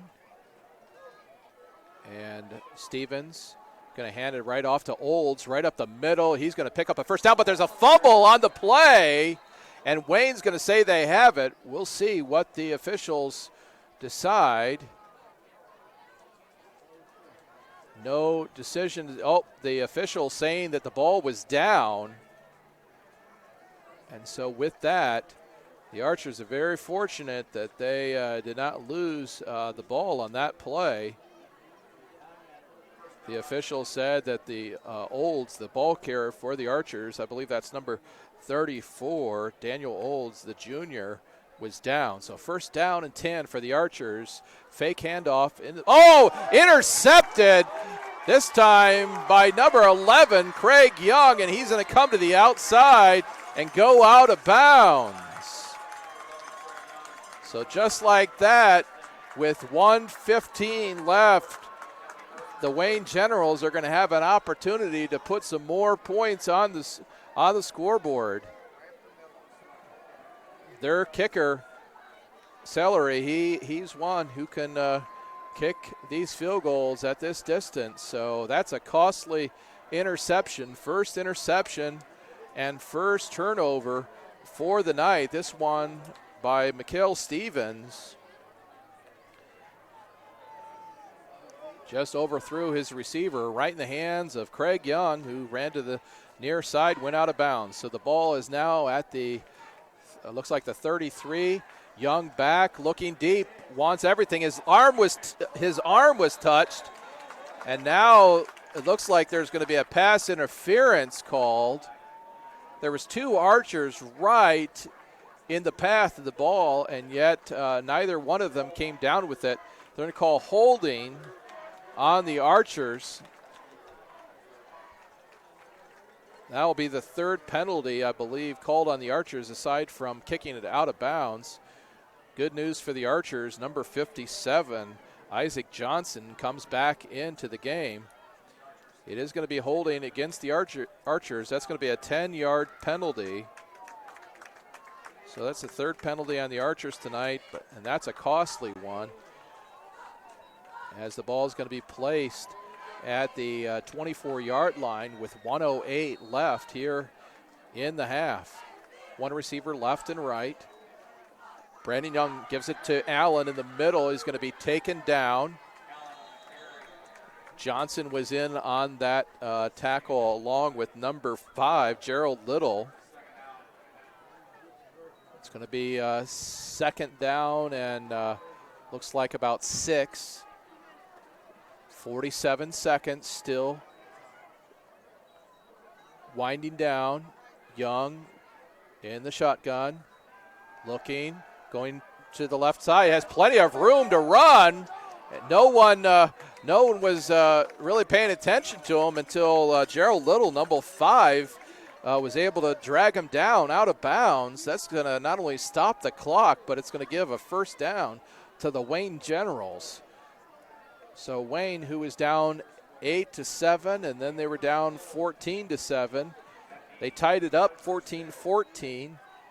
After this interception by Stevens, Wayne is once again knocking at the door, trying to score with 32.5 seconds left here in the half. And Dylan Hart's going to go right up the middle.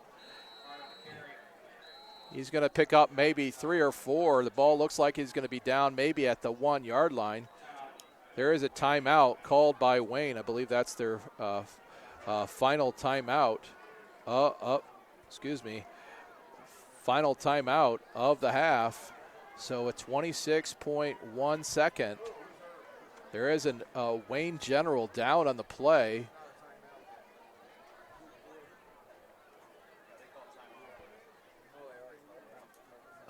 So the player is down, but the timeout was called before the injured player was discovered. So that can be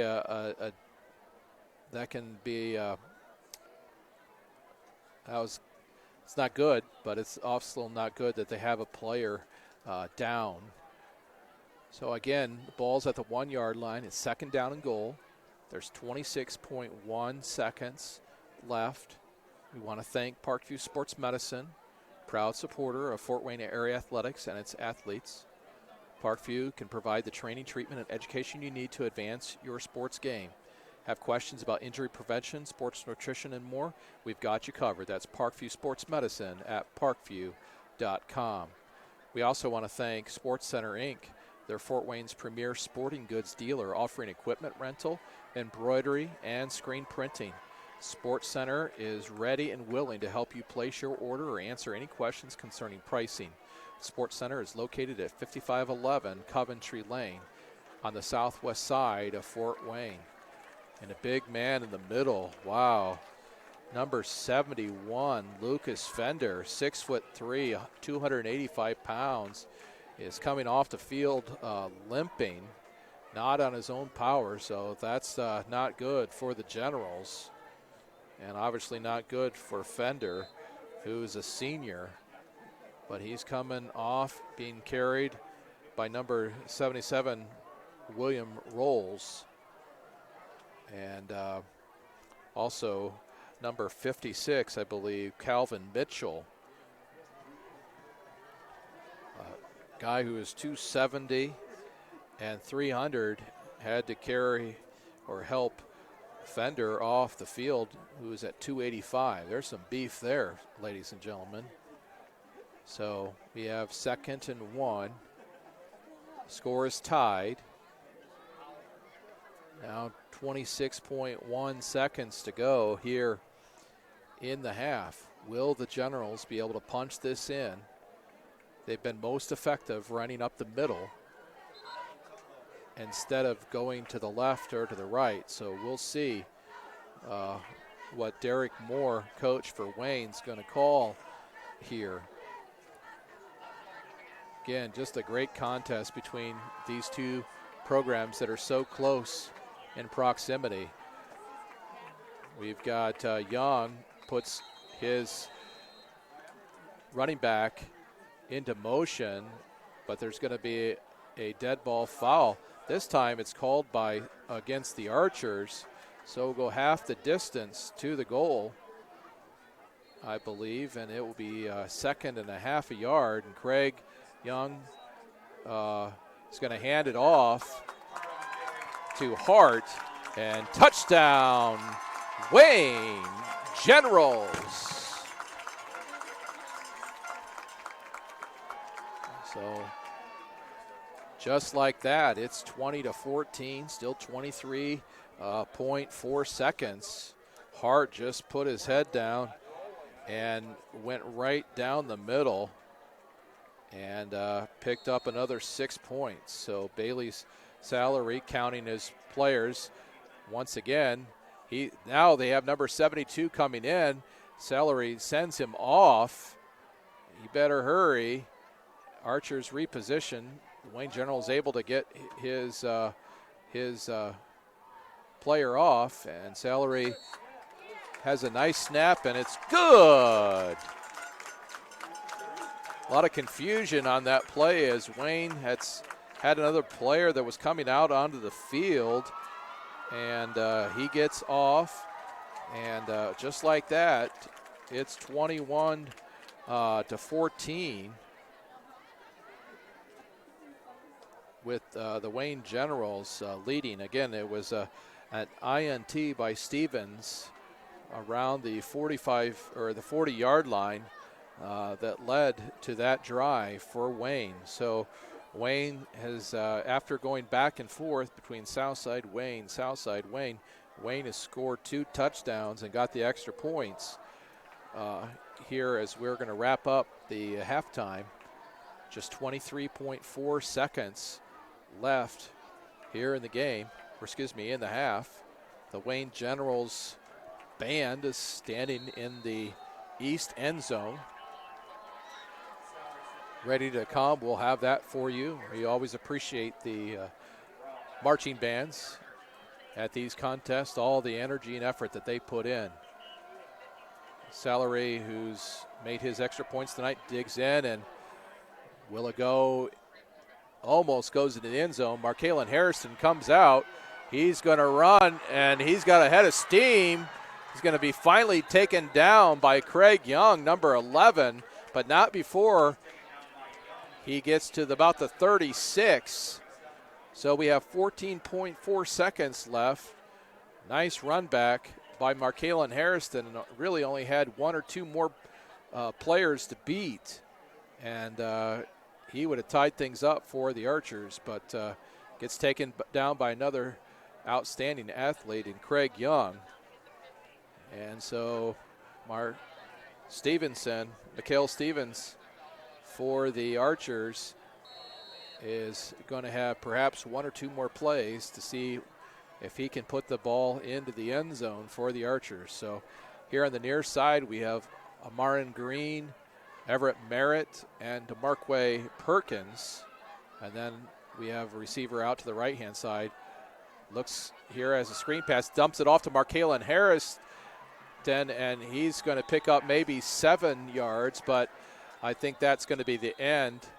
Actually, there is a player down again on the field. Looks like 56 or 57. I hesitate to even guesstimate.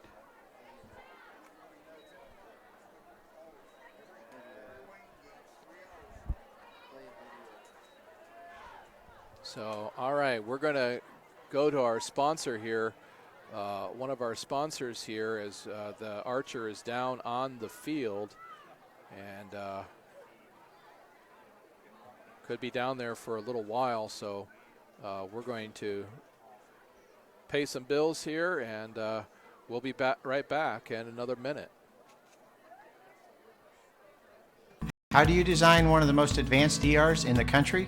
At Parkview, we did it by focusing all our attention on you, the patient, by involving doctors and nurses in the design process, by creating quieter, more private spaces, and by leading the region in heart, stroke, and trauma care.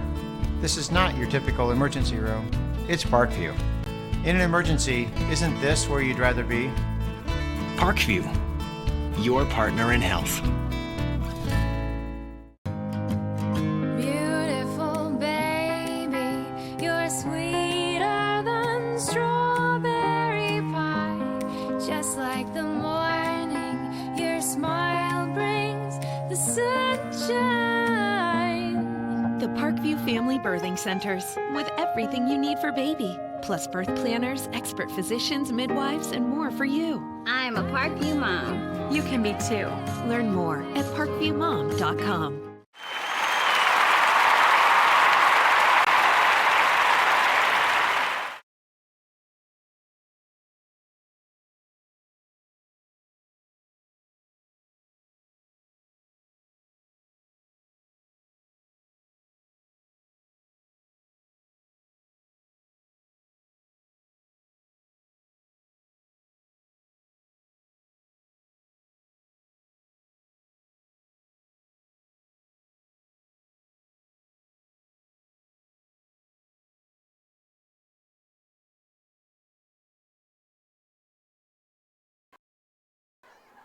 I'm guessing that we'll have some kind of Hail Mary.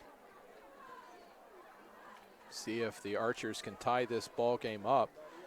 It's 21-14, the Generals over the Archers.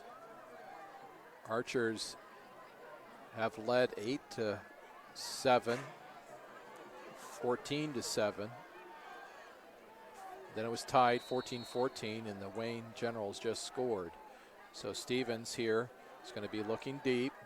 He's going to be chased down, but he escapes, but he finally is going to be taken down by number 43 for the Wayne Generals. That's Christian Thomas.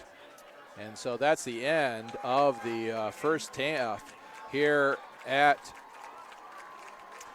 Wayne, with the Wayne Generals 21 and the Southside Archers 14. In just a moment, the Wayne Generals are going to, their marching band's going to come out onto the field.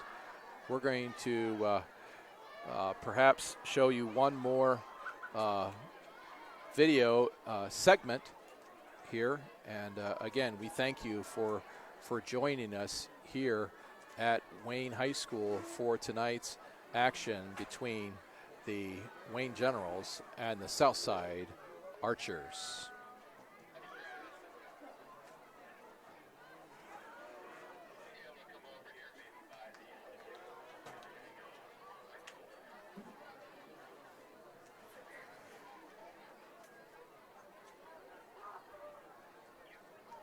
How do you design one of the most advanced ERs in the country?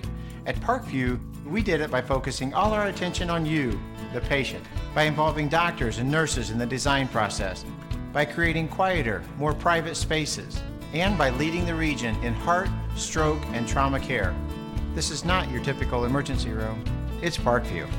In an emergency, isn't this where you'd rather be? Parkview, your partner in health. Southside. Okay. Thank you, sir. Yeah. Well, nobody gave me a cue. You ready? With active science, just the overall objective of having better physical activity along with gaining knowledge and wisdom, it aligns with everything I stand for, with clear-eye view and having a determined belief, earned dreams and a focused vision. So I got Grace the Magnificent here with me. So we're gonna go through a little activity. What I want you to do is try to get past me, NFL linebacker. You get past me, I'll do 10 jumping jacks. But if I tag you, then you do 10 jumping jacks, and then we'll flip it around and see if I can get past you, all right? All right. All right. Blue 42.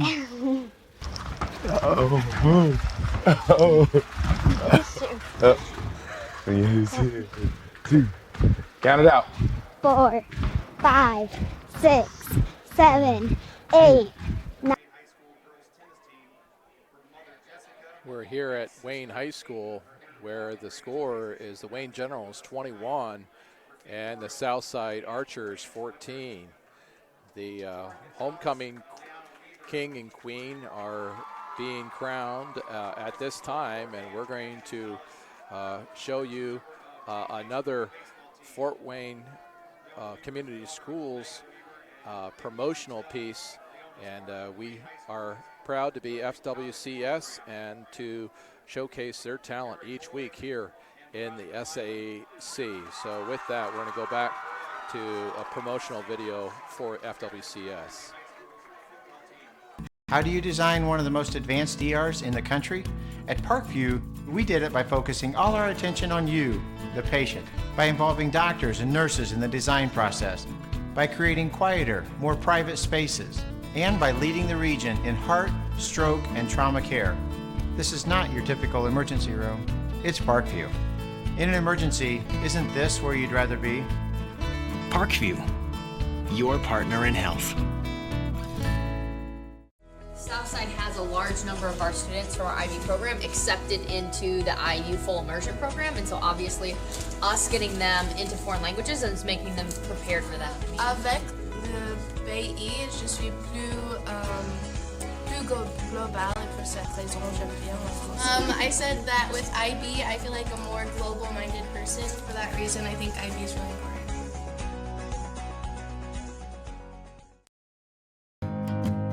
Beautiful baby, you're sweeter than strawberry pie.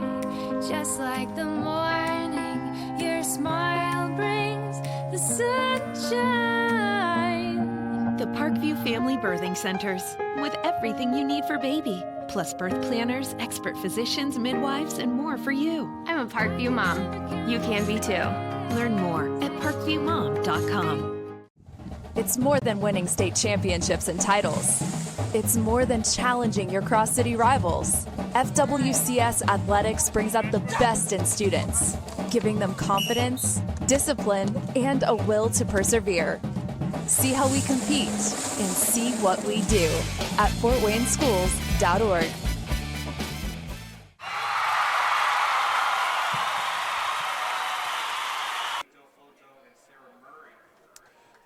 Again, ladies and gentlemen, we welcome you back to Wayne High School, where they have homecoming tonight. Some of the football players that are part of the homecoming court, we have number 64, Eric Hoy, or Hoye, 6'7", 310 football player, number 64.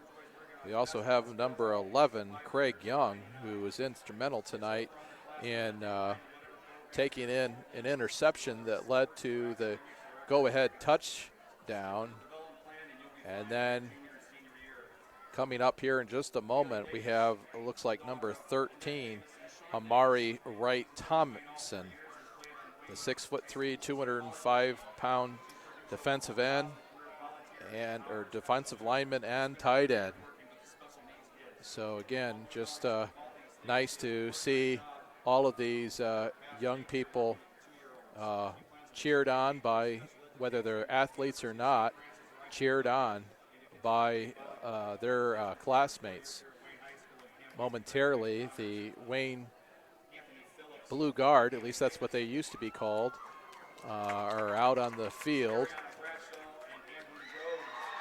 Will be performing here shortly for you. Again, Mr. Tim Gaskell is reading off these winners of the homecoming court. We have one more couple yet to be called before the band will play. So at that time, I'll take a little break, see if I can get some of the stats for you to begin the second half here at Southside, or excuse me, here at Wayne.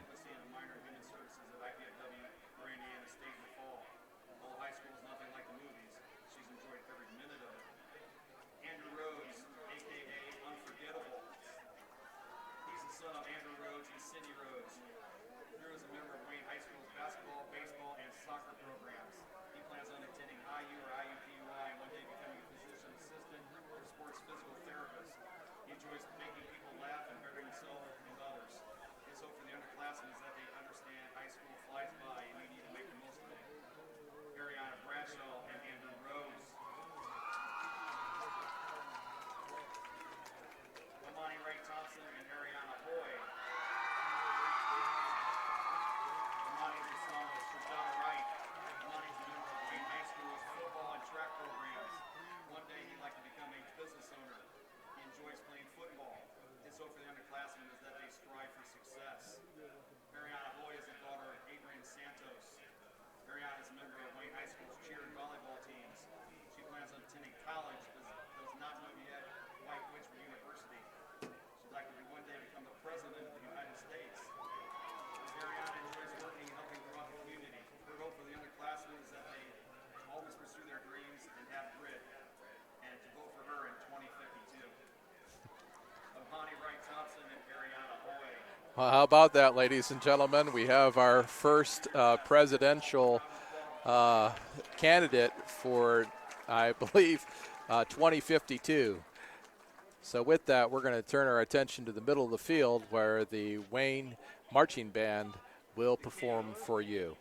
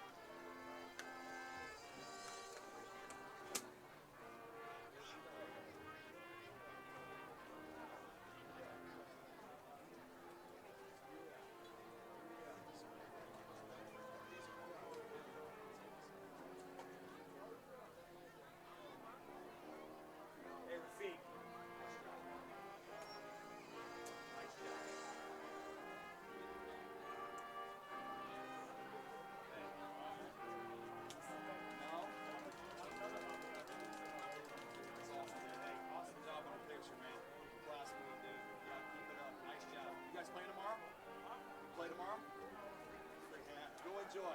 Go enjoy. You deserve it, buddy. We'll see you. Yep. You're gonna read about that kid someday.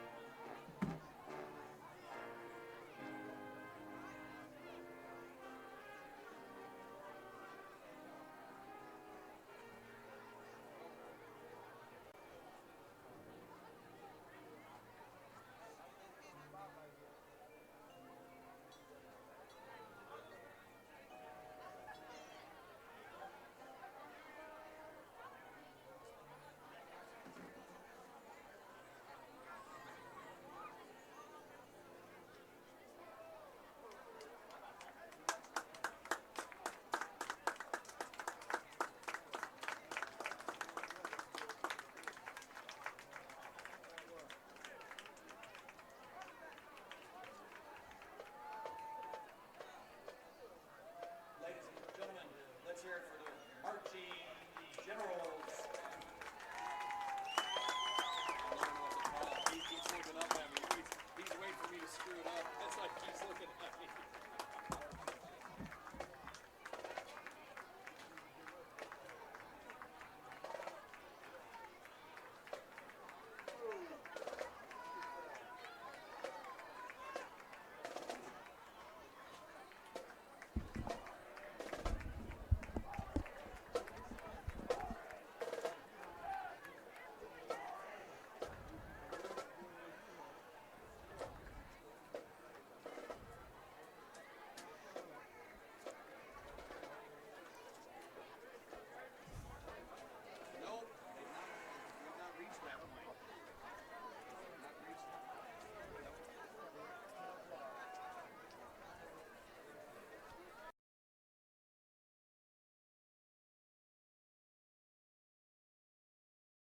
While the expansion of the Sport One Parkview Fieldhouse is enhancing the experience for athletes around the area, Parkview Sports Medicine is doing the same inside of the expansion, introducing the brand new Parkview Ortho Express Clinic, providing immediate access to the entire PSM team for athletes all around the region.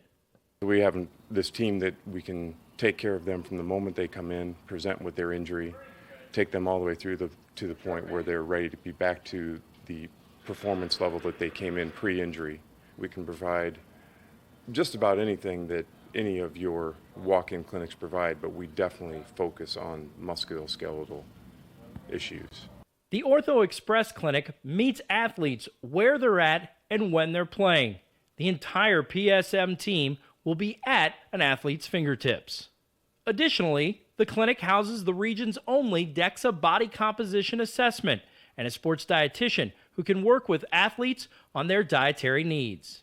Some athletes, it might be a difference in their starting position. You know, they might see a number and say, wow, you know, I had no idea that was my body composition. How can I change this? And sometimes just seeing numbers is more motivating than just talking about, you know, maybe their calorie amount that they're taking in. The advantage to having an Ortho Express clinic is the diversity of the hours. So people who have non-traditional work schedules should be able to get in. I think having athlete access on the athletic trainer side in the trenches, so to speak, and having them be able to get a hold of us or maybe send us a note and saying, hey, this patient's coming in, this is what I'm worried about, and gives us a heads up. Whether it's the use of treatment tables, the radiology room, cold whirlpool tank, or the traditional exam room, the Ortho Express Clinic gives patients a seamless experience all under one roof.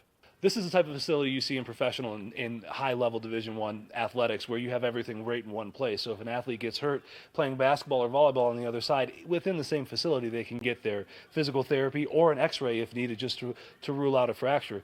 That's stuff you hear about in the NFL, stuff you hear about at high-level colleges where kids just went downstairs and got an x-ray at halftime. We can actually do that in-house now. So it makes us kind of a state-of-the-art, unique facility.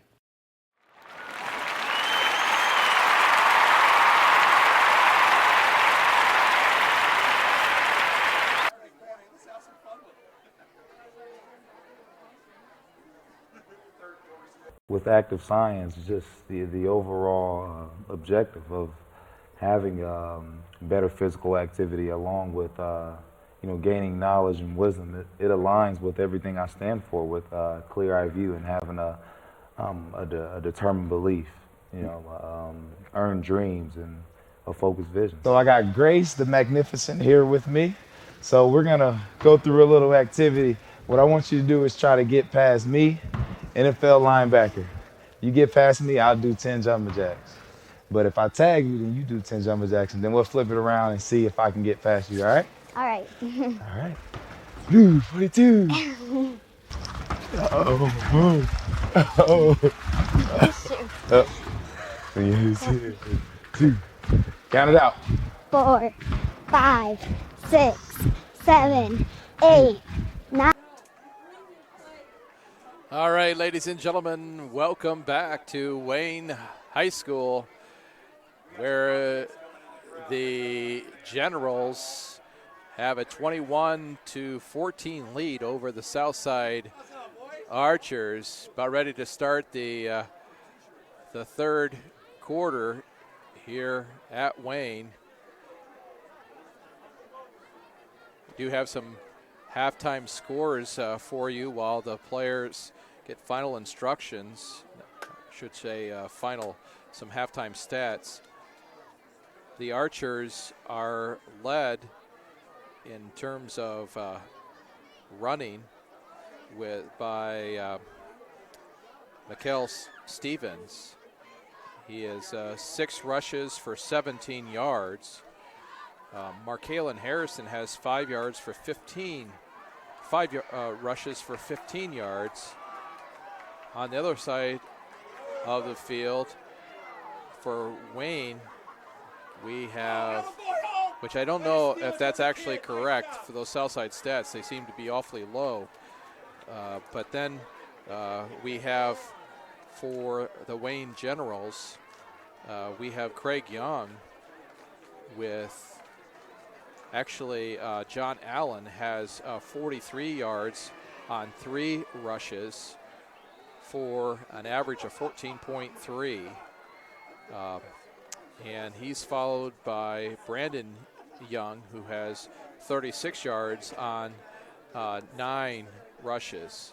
So we'll get you some more stats here in a little bit.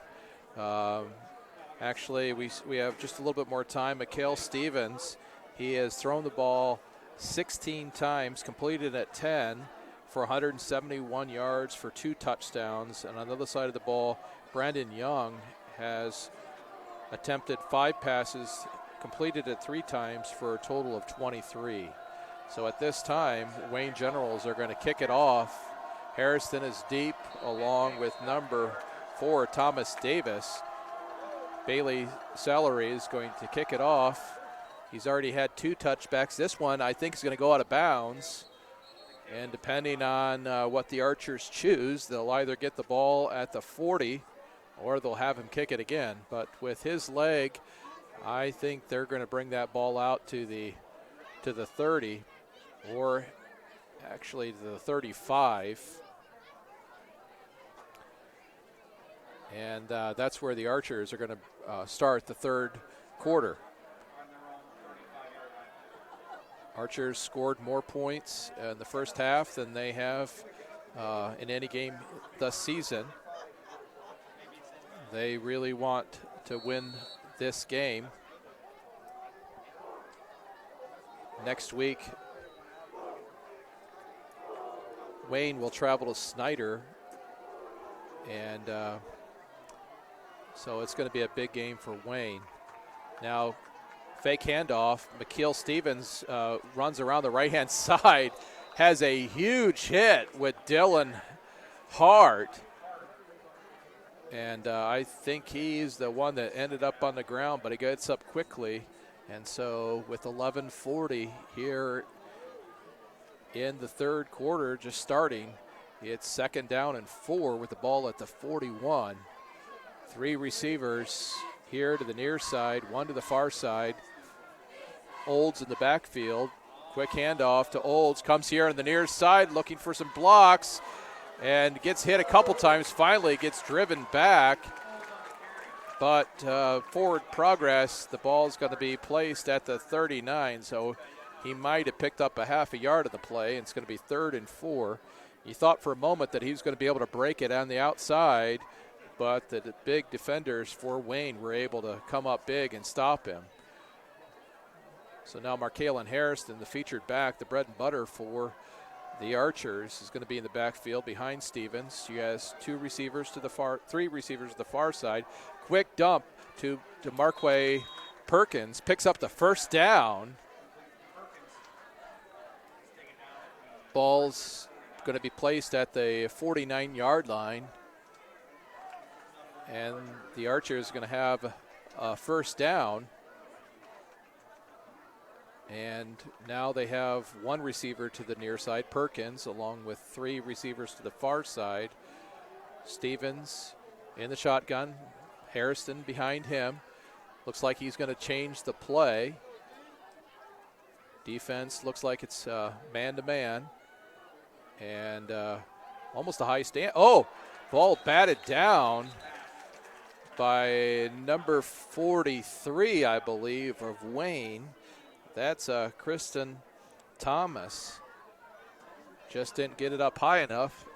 Looked like he went for the same play that he did last time.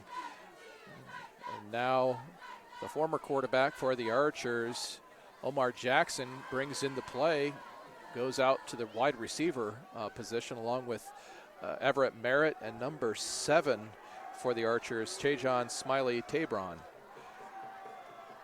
Again, throws it, and it's knocked down, this time by the big man in the middle, Darius Alexander. So it's going to be 3rd down and 10. So the last 2 balls batted down by the Wayne big men in the middle. Good news. Well, that's actually number 77, Rolls, that I was looking at. I see that 71, Fender, is up, and he was one that was a player down. Now quick pass over the middle. It gets popped up into the air, and Craig Young said, hey, that was my ball, but he does come up short, and so it's going to bring 4th down and 10, and it looks like the Archers are going to bring their punt team onto the field. One of the dangerous returners for Wayne, number 5, Devonar Kelsall, will be back deep, along with, I believe, number 15, Trayvon Walton. So again, just starting the 3rd quarter here at Wayne, with Wayne up 21-14, 10:07. The Archers are going to punt it away. Looks like number 8, Julian Resendez, almost goes over his head, but he does get it away. Oh, it hit a Wayne player, I believe.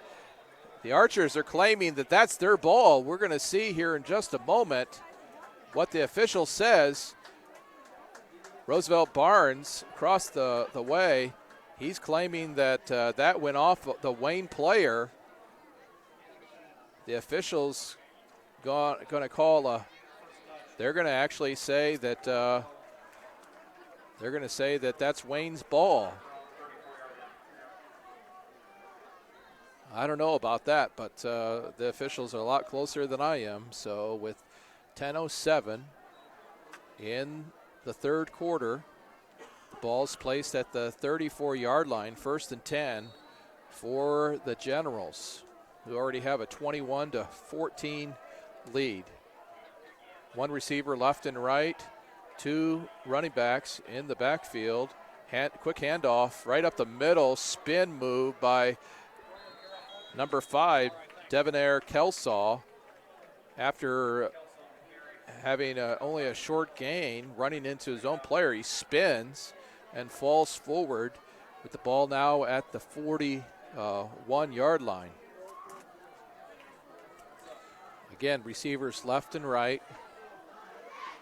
And Young hands it off to another Young. Oh, what a hit by number 14 for the Archers, Kayshawn Bass. He let the lumber down on Young. Whoa. I think the Wayne coach thought that his helmet, Bass's helmet, hit Young, but Young says he's okay, but the coach pulls him off to the sideline just to have him checked out perhaps, because man, did he get lit up by Bass. So 9:01, clock continues to run, third down and 5, handoff to, and this could be a big, wow. Devonair Kelsaw looks like he stopped momentarily to readjust his route. He was taken down by the Archers, but he was off to the races before he was quickly taken down. So first down for the Generals, and the Generals snapped the ball before the Chenggang was even set. But the clock continues to run. It's 8:25 left here in the third quarter. You can tell the Generals like to hurry up. And the ball is placed at the 38-yard line of the Archers. Young comes out, gives the play. Still going back to that hit by Bass of Young. I'm not going to forget that. And now we have second down and 5. Young pedals back, dumps it over to the middle. Young fumbles it, and there's a big scrum in the middle of the field, and they're going to say it belongs to Wayne. Young was starting to run and popped out of his mitts. And with that, it's going to be third down and 6. They're wanting the clock to run. So 7:40. And Dylan Hart checks in for the Generals, number 45. He can bring a load as well.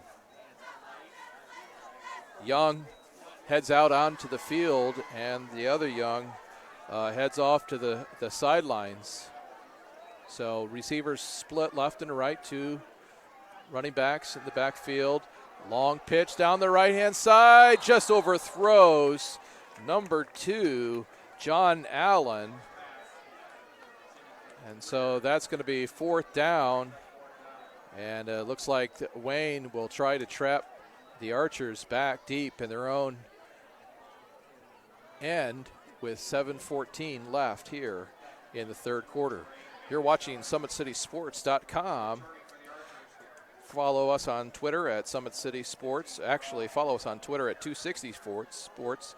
You can like us on our Facebook page at Summit City Sports, or you can be sure to subscribe to our YouTube channel. Nice high kick. It's going to go out of bounds. No, it stays inbound. Finally, it's going to be down.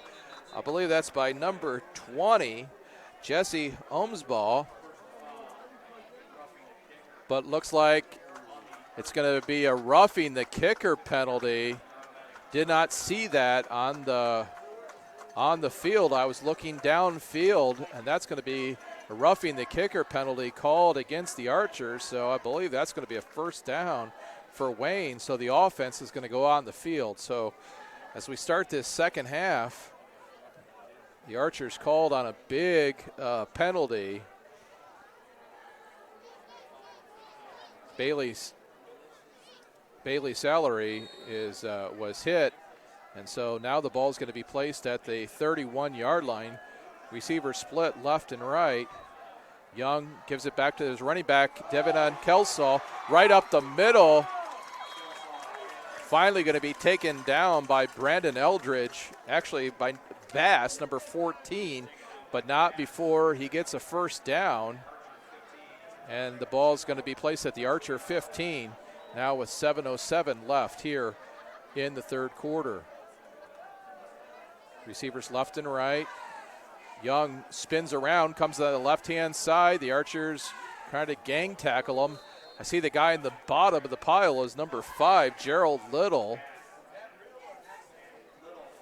So 6:45, picks up maybe 2 or 3, looked promising, and then it shut down. So second down and 7 here with the ball at the, looks like the 15-yard line. Clock continuing to run, 6:25 left here in the third quarter. Young is here on the near side in the receiver position.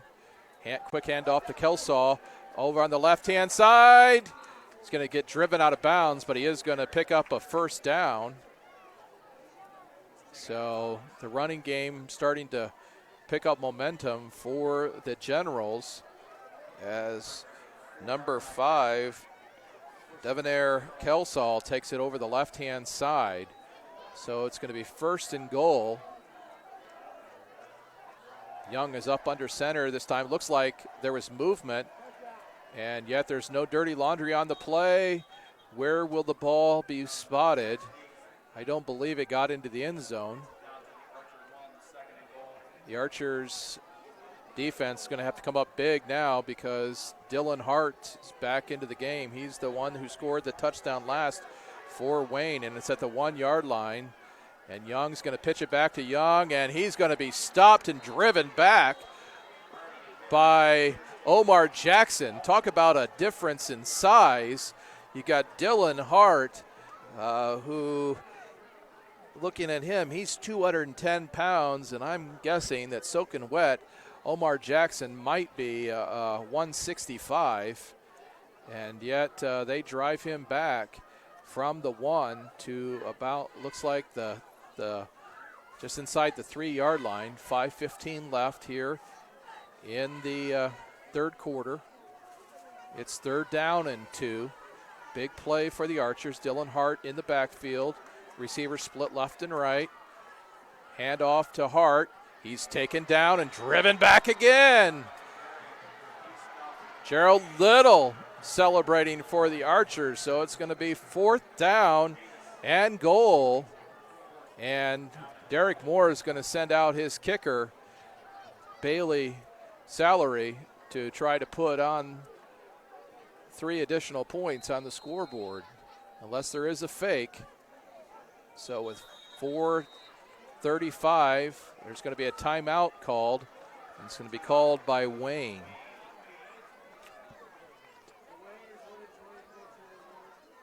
So there's actually a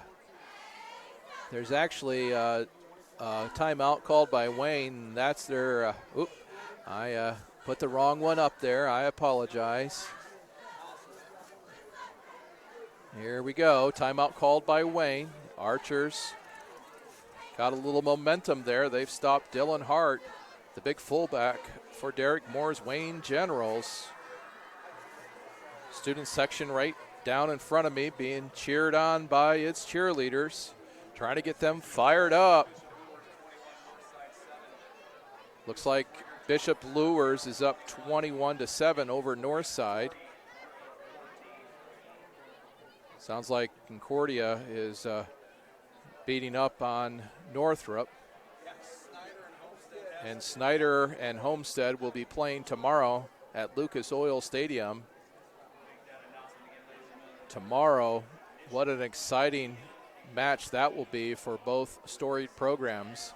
I believe both programs are 4-0 on the season.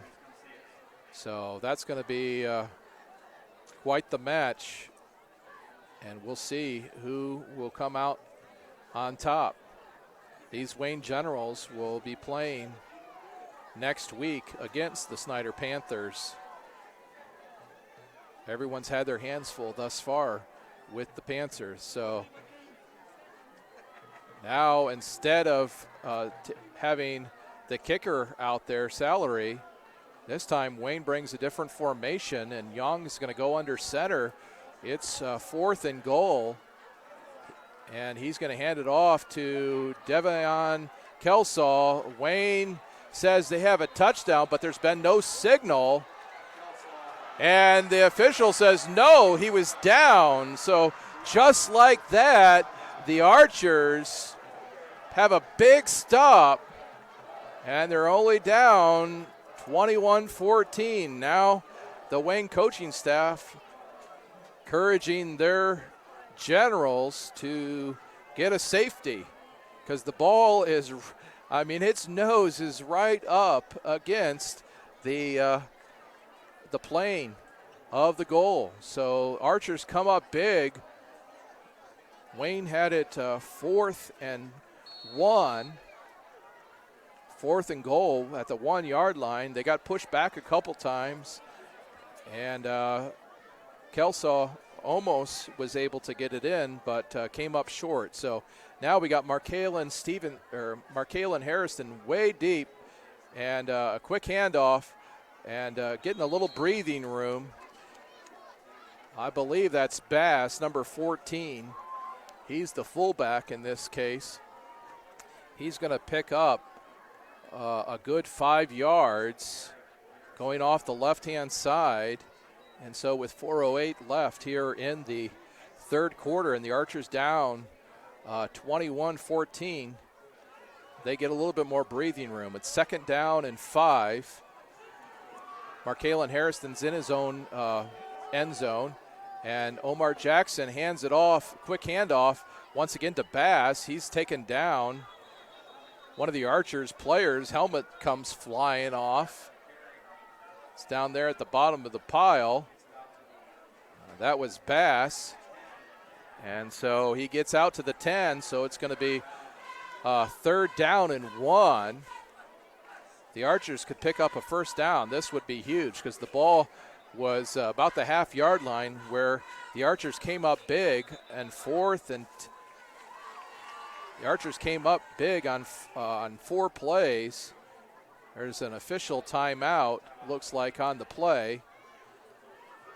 Not exactly sure why. Looks like maybe a equipment timeout. One of the Wayne players is trying to fix his helmet.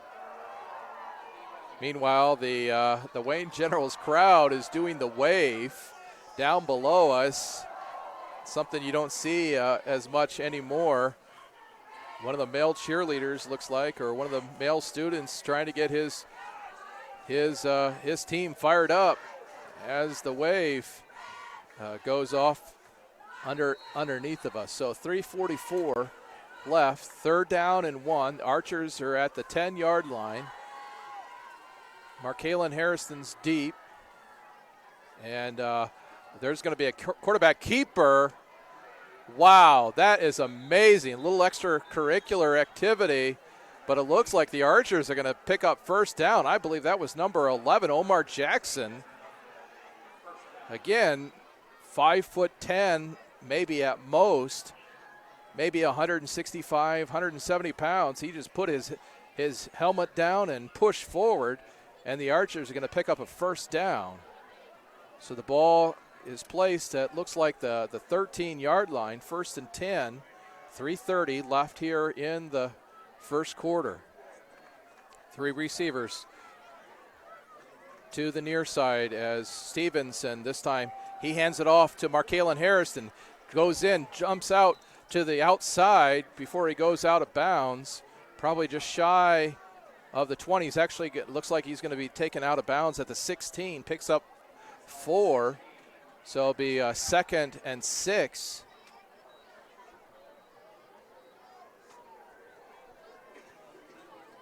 Time has stopped since he went out of bounds. Now Stevens, who's back in at quarterback, he's got 3 receivers to the left-hand side or the near side. Looks like Amarin Green is off to the far side.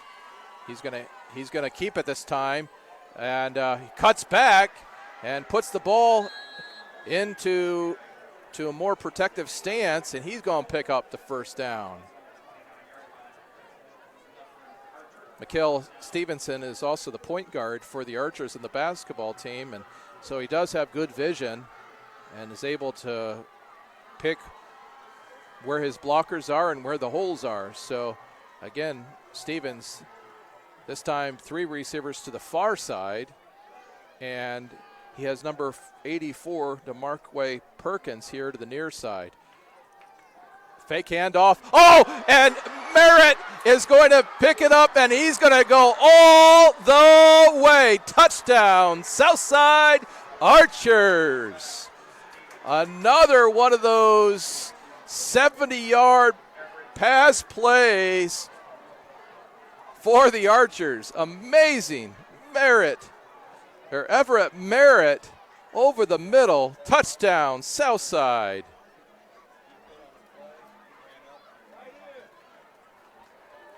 Everett Merritt just blew past everyone. And second touchdown of the game.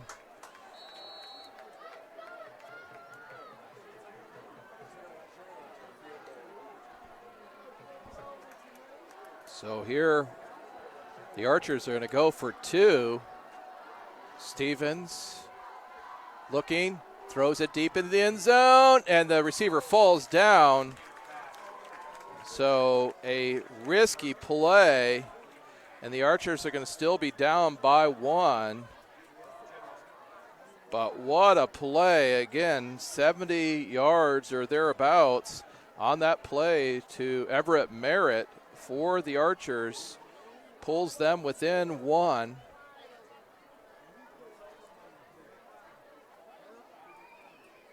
That will make the highlight reels, that's for sure. The Archers tonight have had two long passes like that, both by Stevens. The last long one was to Omar Jackson, the quarterback that started for the Archers the season. So right now with 2:32 left here in the third quarter, what a change of events for the Archers. They Wayne was at about the 1 foot line. First down and goal. The Archers came up big, stopped Wayne on 4 successive plays, and now they turn around and Everett Merritt comes up with the big catch from Mikhail Stevens, and now the Archers are only down by one. So Brandon is going to kick off. Oh, he gets into this one, drives Kelsall back, who actually drops it, picks it back up, comes up here to the near side. He's going to get taken down finally, I believe, by number 2 for the Archers. That's Eric Winborn. Winborn is a wide receiver and a quarterback. He's a junior. And so now with 2:23, Wayne's going to see if they can expand their lead. In that last possession for Wayne, not only were they stopped on those 4 plays, but they were going to have a field goal attempt, but they called a timeout and changed the play, end up coming up short. So quite a turnaround here. Now Young gives it to his Kelsall, who breaks a couple tackles, finally taken down by Eric Winborn of the Archers. And some good sportsmanship, number 52 for the Archers. Chaj Alford picks up Kelsall, gets him back up to his feet. And so it's going to be 2nd down and 4, I believe, with the ball at the 31-yard line of Wayne. Time still ticking away, 1:50 left here in this third quarter. Another, fake, and Young attempts it to give it out to, I believe, number 11, Craig Young, but the ball is short. Had he given the ball up the middle, it looked like there was a hole, but that was his decision. And so with the clock now stopped with 1:44 left here in the third quarter, it's 3rd down and 4 with the ball at the 31. Quick handoff this time to number 4, who's going to pick up a 1st down and more. That's Tristan Purnell. If Kelsall's not out there, Purnell goes out for him. And so the chain gang will have to march down the field. Ball's placed at the 37-yard line. 1:38 left here in the third quarter. Wayne General's up 21-20. Great contest here, and something you would expect between these two teams who have a lot of pride and aren't going to quit early. Speaking of starting early, We've got two Southside Archers who got a little too zealous to get to Young, and so an offsides is going to be called, and so that's going to be a first down and 5. Ball's going to be placed at the 42-yard line. Once again, you're watching SummitCitySports.com. You can follow us on Twitter at 260 Sports. You can like us on our Facebook page, Summit City Sports, and make sure you subscribe to our YouTube channel to watch more exciting contests just like this. Young's back deep, hands it off to Kelsaw, off to the left-hand side, finds a couple holes, breaks a couple tackles, finally taken down by number 11, Omar Jackson. Early in the year in one of the publications said that Omar Jackson had to be one of the top athletes on the Archers. I mean, he's been a quarterback. He plays extremely hard and extremely well on defense. And he's done some quarterbacking tonight, like last possession when they were in the end zone, needed the short yardage. And now he's on defense. Young calls out the play. It's 1st and 10, 1:06 left. And a hole here on the right-hand side. And Omar Jackson, just talked about him. He's going to get the first hand on Kelsaw that Alford finally for the Archers was able to bring him down. It's going to give Wayne another first down. Wayne, last 4 weeks, has been all about throwing it up in the air, and tonight they have switched strategies a little bit. Perhaps it's because Young had one more interception than he had touchdowns. But their run has been very effective tonight. So we have two receivers to the near side. Young barking out the play. Hands it off to Dylan Hart right up the middle. Big hole. And he is just going to carry about 4 of the Archers with him. You can tell he was perhaps a little bit upset that he didn't make it into the end zone on the last possession. And at one point, it looked like he had 3 or 4 Archers on his back as he was trucking for the end zone. So with 22 seconds left here in the third quarter, Hart has it again, comes off the left-hand side. He looks like he's going to lose maybe a yard. It's going to be second down, not quite to the 10-yard line. And yet I believe they had already got within the 10-yard line, so it's second down and goal, and that's going to be the end of the third quarter. Again, nice close contest here between the Wayne Generals and the Southside Archers. The Archers went, the only difference in the game is that the Archers went for a 2-point conversion. The last touchdown they received, the receiver fell down, did not catch the ball, and as a result, the Archers are down just by 1. So we're going to thank one of our sponsors for their help in bringing this contest to you as the officials march the other side of the field to start the fourth quarter. How do you design one of the most advanced DRs in the country? At Parkview, we did it by focusing all our attention on you, the patient, by involving doctors and nurses in the design process, by creating quieter, more private spaces, and by leading the region in heart, stroke, and trauma care. This is not your typical emergency room. It's Parkview.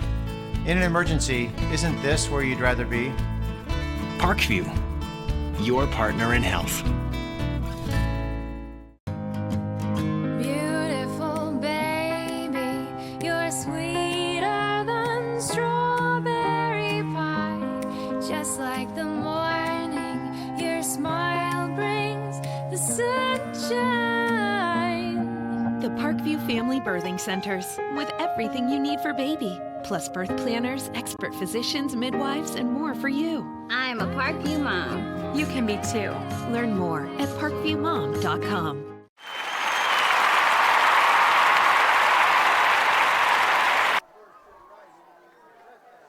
All right, folks, it's the fourth quarter, and looks like the handoff is to number 5, Kelsaw. Touchdown!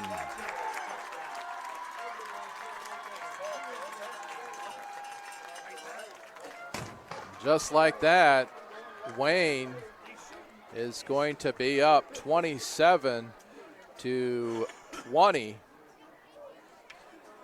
with a pending extra point. So with just 6 seconds taken off the clock,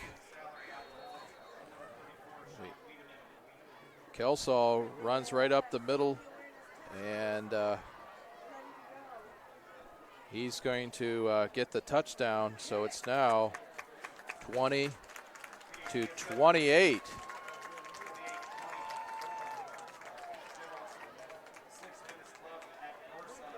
Last week, the Generals in the fourth quarter, with just about, I think, 1:37 left in the game, they were up only by 8 over the Legends of Northside. So they had a close contest last week, and now we've got a close contest this week, as it's 28-20 as the scoreboard reads here at Wayne Stadium. Wayne will kick it off. Salary already has 2 touchbacks. Last kickoff that he had, it went out of bounds, and the Archers got it at the 35-yard line. Archers aren't going to want to get down any further. And looking at the Archers games thus far, trying to see what the most points they've scored thus far on the season, and I believe it was 20 points against Northrop.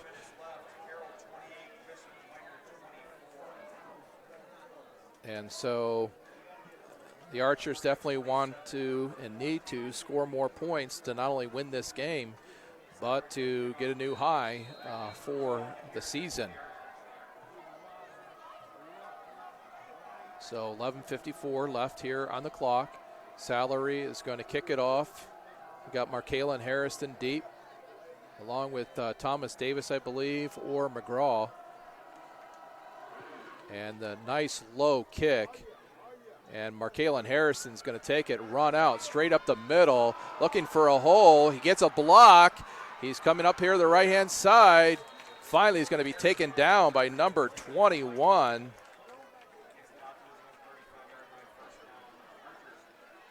If I'm correct, that's Ronald Elliott.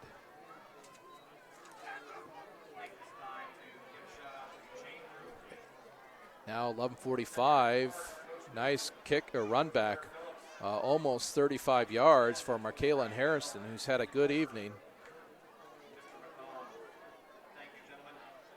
He's averaged over 80 yards on the season. So we have 2 receivers split left and right.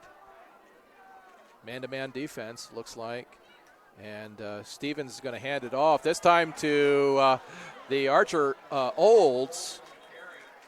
Olds is going to go right up the middle, big hole on the left-hand side, and he's going to pick up a first down for the Archers. So with 11:37 left in this game, ball's at the 40, almost the 47-yard line. The Archers, they want some points, and they want them in a hurry. 3 receivers here to the near side. One of the defenders for Wayne is crossing the field, getting on the field just a little bit late. Both teams have cleaned up their act a little bit in the penalty department. Stevens in the shotgun. He's going to pitch it back to Olds again. He's going to be taken down, grabbed from behind by the Generals' defenseman, and yet he's still going to fall forward. Looks like about 3 yards. That'll be third down. On the tackle was number 13, Amani Wright Thompson, one of the homecoming court recipients tonight. So 10:38 left, ball at the 49-yard line of the Archers. Looks like Stevens changing the play as the receivers are looking down at their wrist. Quick pass over the middle. Oh, DeMarque Perkins had it right in his belly. Coughs it up, but it's not a fumble. But he could have gone a long way on that play as He just came up short there. So the Archers have 3rd down and 8. Need a big play here to keep this drive going. Started about the 35. Now fake handoff over here to the near side, and Stevens' pass is underthrown, intended for Omar Jackson. Wasn't going to be a first down anyways, and so it's going to be 4th down. Will the Archers kick it away? Play clock is down to the 32nd mark, and I don't know that the Archer, oh, here they go. They're going to send out Stevens. Ball's at the 49-yard line. They're going to have to pick up 8 yards. 10-19 left here in the 4th quarter. So we got here on the near side, we have Omar Jackson and Everett Merritt. And we're going to screen pass it out to Markalen Harrison. He's going to try to stiff arm, finally going to be taken down. Questions, where was he taken down? Looks like it's just going to be short. Taken down to about the 46-yard line where he is taken out of bounds. And so it's going to be a change on downs, and Wayne's going to get the ball. So a nice tackle there by number 16 for Wayne, Cameron Chambers, 6'1", 190-pound junior. So just 10 minutes and 9 seconds left here in the game at Wayne High School. Been a very competitive game. 8 points is the most in terms of points of separation. Wayne comes to the line, 2 receivers to the far side, 2 to the near side. Young barks out the play, hands it off quickly to number 4, Purnell. He's going to break on the right-hand side. He's going to get taken down by number 2, Winborn. Nice open field tackle. And yet, and it looks like it's going to be a first down. So nice play on the right-hand side for the Generals, picks up first down.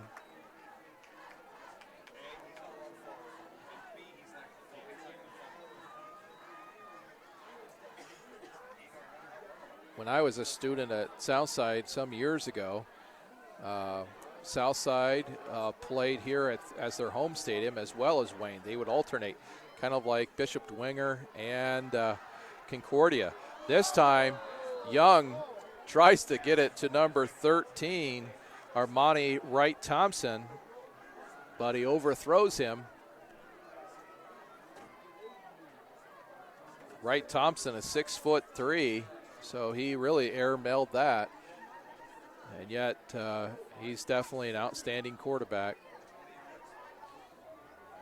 Brendan Young, 6'3" himself, 185-pound junior, so still has another year to play here for Coach Moore. 2 receivers to the far side, 2 to the near side. Tristan Purnell in the backfield. Archers looking like they're going to blitz. Here they come. Young gets it away, almost intercepted by Omar Jackson. Leaped over the intended receiver. No flag called. Young barely got that away as there were 2 or 3 Archers in his face, and it's 3rd down and 10. Ball at the 44-yard line. 9 minutes and 38 seconds left in this ball game. Again, appreciate Patrick Reif and David Mortensen doing video and stat work for me this evening. Young steps back, looking deep downfield, throws it, and that almost looked like interference on the Wayne receiver. Winborn was actually, for the Archers, was closer to the ball as the ball was overthrown again. It does look like the intended receiver on that play I believe that's number 8. Oh, no, excuse me, that's number 11, Young. He is slowly coming back across the field. Looks like he might have had a cramp. He really had to put on the jets to knock that ball away. He actually became more of a defensive player on that play. So it's 4th down and 10, 9:31. And there's a timeout called by the official to give Young an opportunity to get off the field. So Salary is back to punt it away, and the Archers just have 2 back, and here comes the rush. This time he gets it away. And will it bounce into the end zone? Oh my! That was a tough call by Markalen Harrison. That ball looked like it was going to go into the end zone, and yet Markalen Harrison picked it up, and the ball is going to be placed at the 4-yard line. I'm sure when he watches the game later, he may second guess himself on that. But you got to appreciate both these teams and their players thinking that they can break the big one. They obviously want to win. Bishop Luers is now beating Northside 28-14.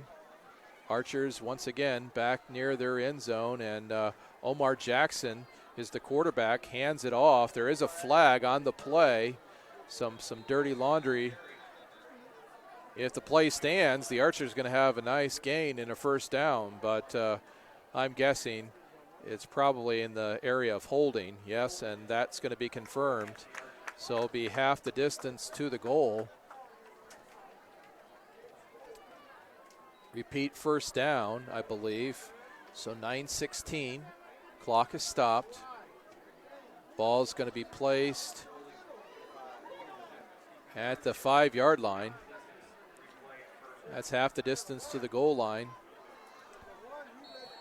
So the Archers are going to have to go at least 95 yards to have the chance to even tie this game. They're going to have a 2-point conversion as they're down by 8. Another handoff by Omar Jackson, and he's going to be tripped up. It's kind of hard to see at this point. It looked like maybe number 15, Drayvon Walton.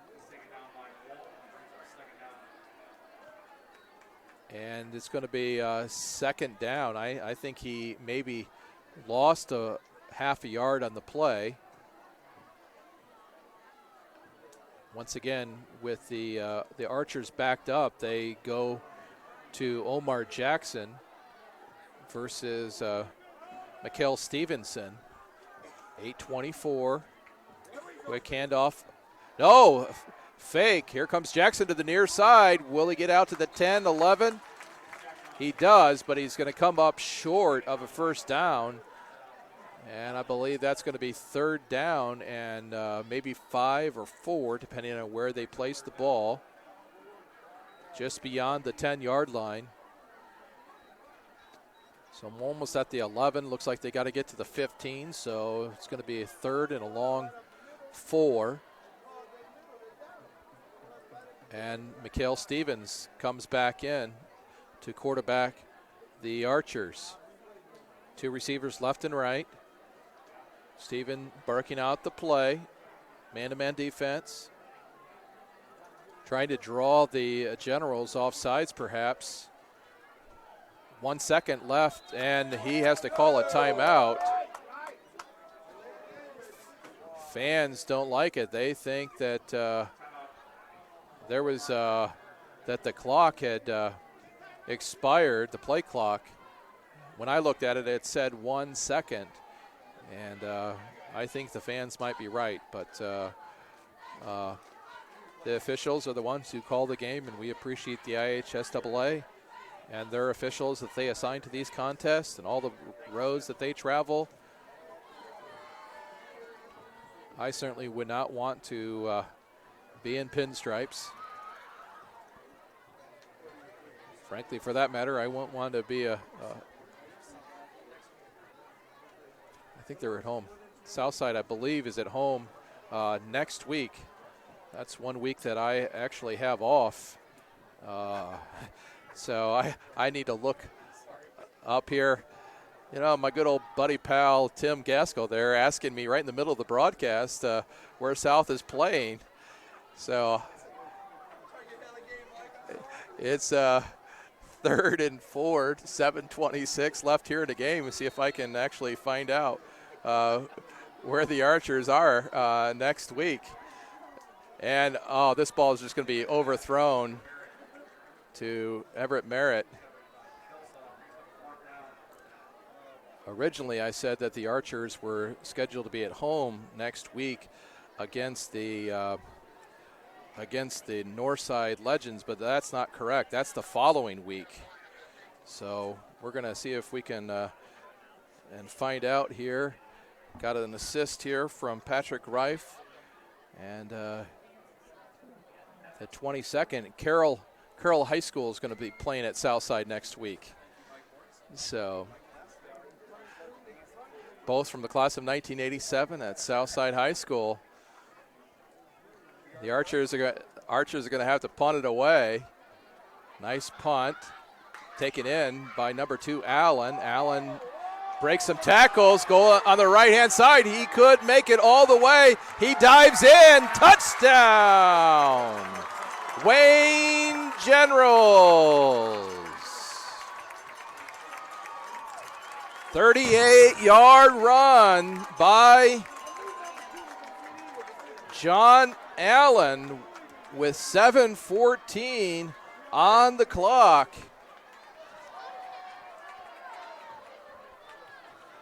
Looking for my stat sheet here so I can write this down, but Allen, he scored a touchdown last week. So at the 7:14 mark, Wayne will go up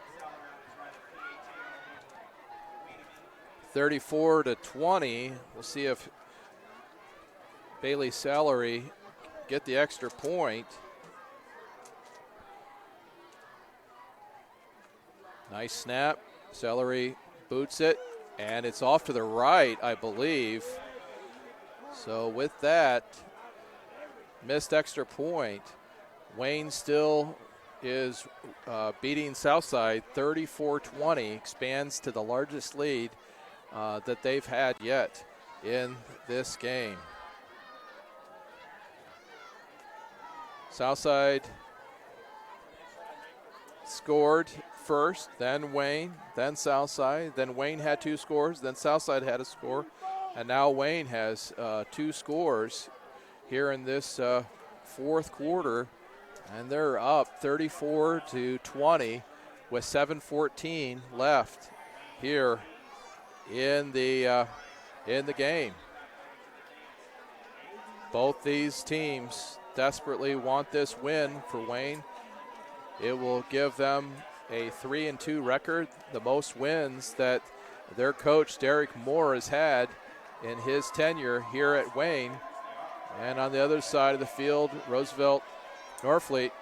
I called him Roosevelt Barnes earlier, but it's Roosevelt Norfleet. He's looking for his team's first win of the season. So again, Markalen Harrison is back deep for the Archers, along with Thomas Davis. Archers are going to have to score at least twice to get back into this game. Steps into the kick. Nice long kick. Markalen, he misjudged it, and it's going to be a touchback, the 3rd of the game for Bailey Salary.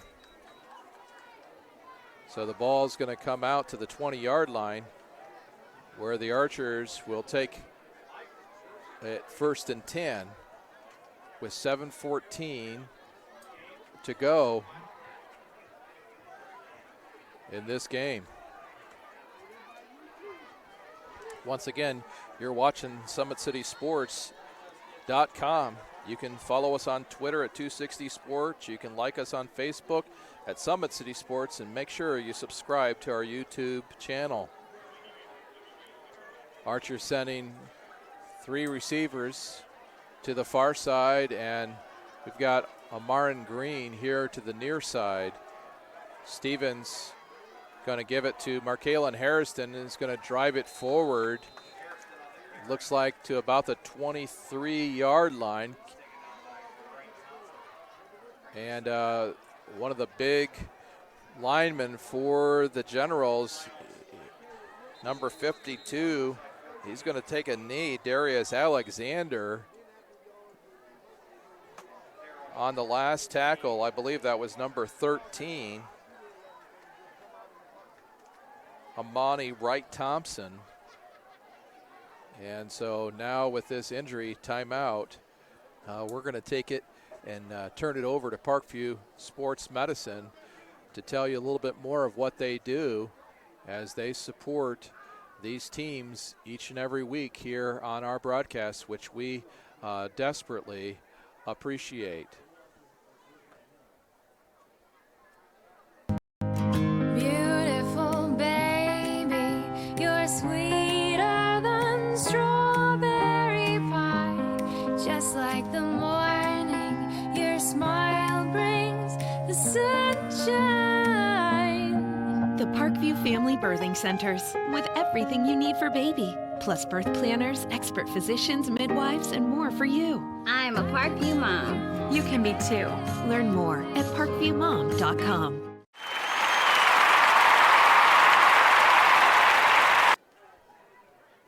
And we're back to live action here at Wayne High School. The injured General is up and off the field. Second down. Stevens is going to slip and fall. Then he's going to be crunched in the middle at his own 26 by number 9, Kayshawn Fields. Now with the ball at the 26-yard line, 6:32, clock still running. It's 3rd down and 6. Stevens has got plenty of time on the play clock.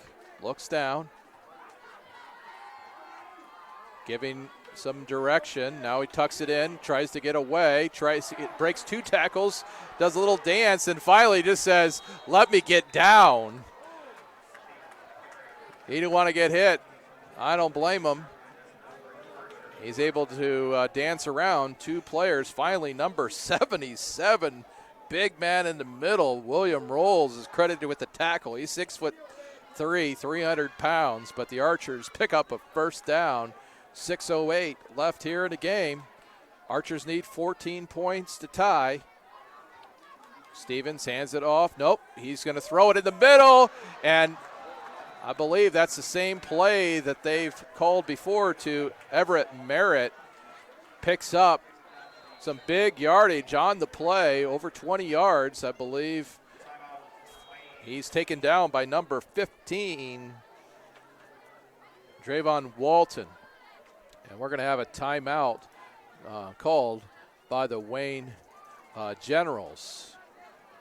So we're going to throw it back to another commercial message, this time from Jalen Smith, who now plays for the Dallas Cowboys, but played for Lures. With active science, just the overall objective of having better physical activity along with gaining knowledge and wisdom, it aligns with everything I stand for, with clear-eye view and having a determined belief, earned dreams and a focused vision. So I got Grace the Magnificent here with me. So we're gonna go through a little activity. What I want you to do is try to get past me, NFL linebacker. You get past me, I'll do 10 jumping jacks. But if I tag you, then you do 10 jumping jacks, and then we'll flip it around and see if I can get past you, all right? All right. All right. Blue 42. Uh-oh. Uh-oh. Yes, 2. Count it out. 4, 5, 6, 7, 8, 9, 10.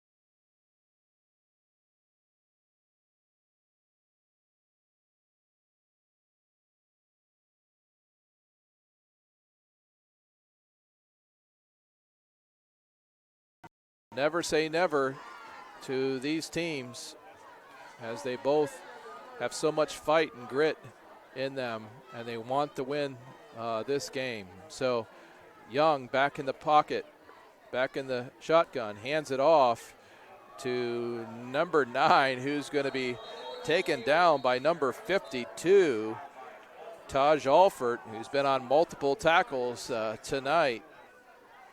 Alford also plays on the Archer basketball team, as many of these athletes play multiple sports. But on that play, number 9, Keyshawn Fields, is going to lose, I believe, 3 yards. So with 5:18, the clock still running, it's 2nd down and 12 with the ball at the 32. You got 2 receivers left and right, and Tristan Purnell is handed off to. He's gonna break through on the left-hand side. Did he step out of bounds? He's gonna step out of bounds at the 16-yard line.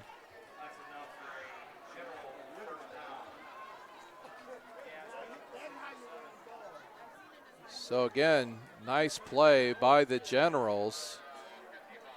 Looked like he was going to lose some ground and was able to sneak in on that left-hand side and just got knocked out of bounds, and looks like there's going to be a timeout called by the Southside Archers.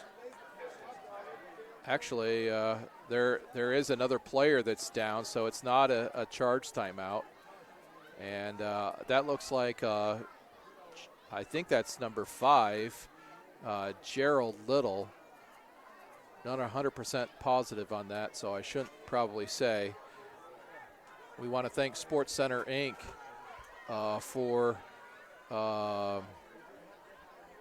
For their sponsorship of tonight's contest. They're Fort Wayne's premier sporting goods dealer, offering equipment rental, embroidery, and screen printing. Sports Center is ready and willing to help you place your order to answer any questions concerning pricing.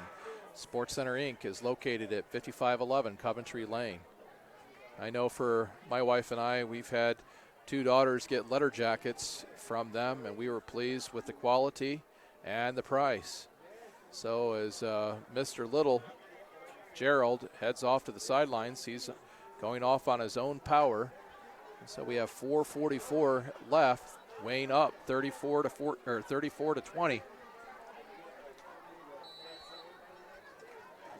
It's 1st down and 10. Young barking out the play, sends Kelsaw in motion and hands it off to him. And a big number 52 for Wayne, Darius Alexander, pushes his running back ahead. Shepard in on the sack, or on the tackle for the Archers. It brings up 2nd down and 5, 4:23 left here in the game, with Wayne marching and on the Archers' doorstep once again.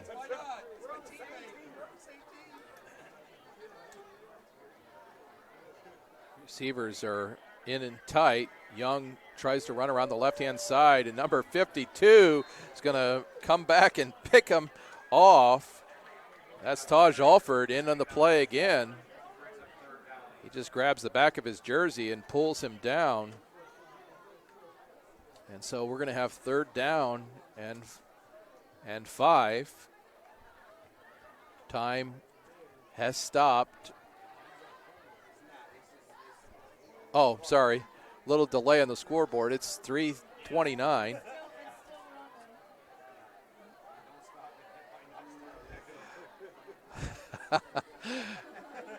Quite a lot of jocularity up here in the press box tonight, having fun. So anytime you have Gaskell up here, you're going to have fun. And there we go. Oh, my, big number 71. Lucas Fender comes in and puts all of his weight, all 285 pounds, try to push his teammate in the end zone. He's not going to make it. But the ball is going to be placed at the 4-yard line with 3:05 left here in the game. Archers send in number 9. That's Darrell Reynolds, who's a senior. So first down and goal. Young pitches it back to Kelsaw, who's going to go around a few of the defenders, and just like that, Wayne's going to score another touchdown.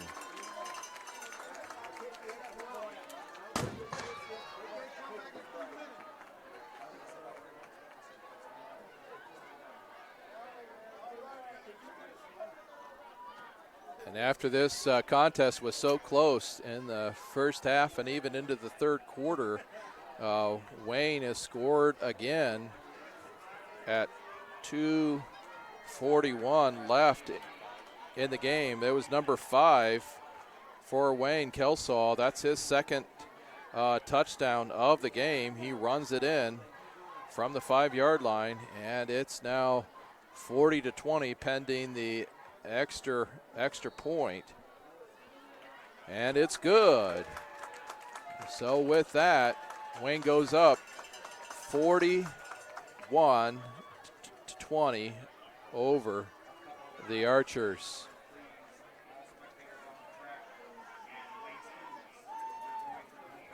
Wayne next week will have to travel to Snyder, and Southside's going to go back home after 2 weeks on the road, where they faced Snyder last week and Wayne this week.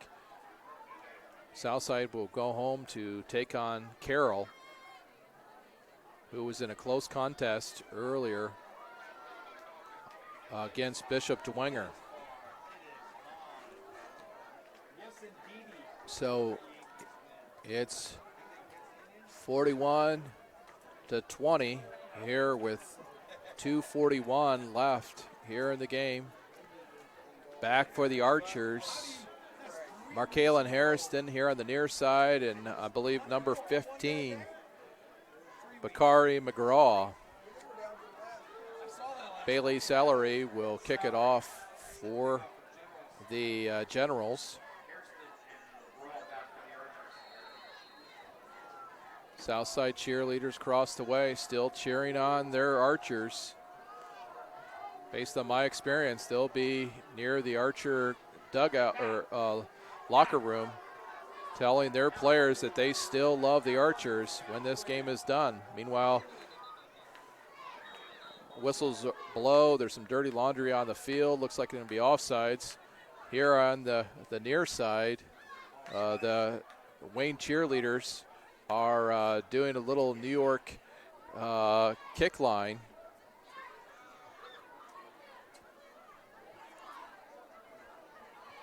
Just having fun here on homecoming night here at Wayne Stadium. 2:41 left.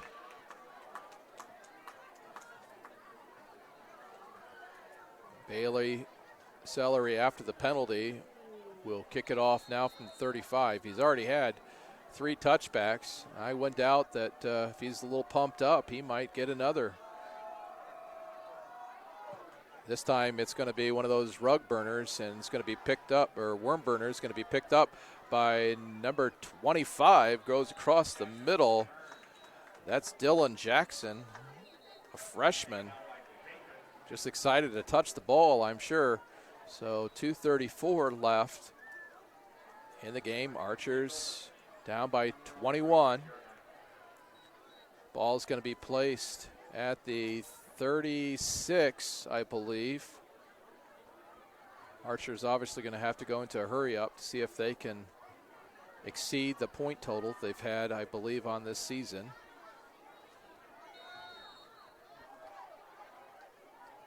Cale Stevens, who's been partially responsible for their increased offense. He's in the shotgun, hands it off to Daniel Olds, right up the middle.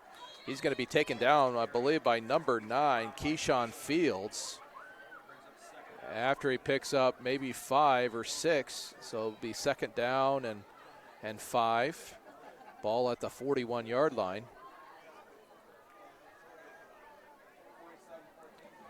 You're listening to SummitCitySports.com.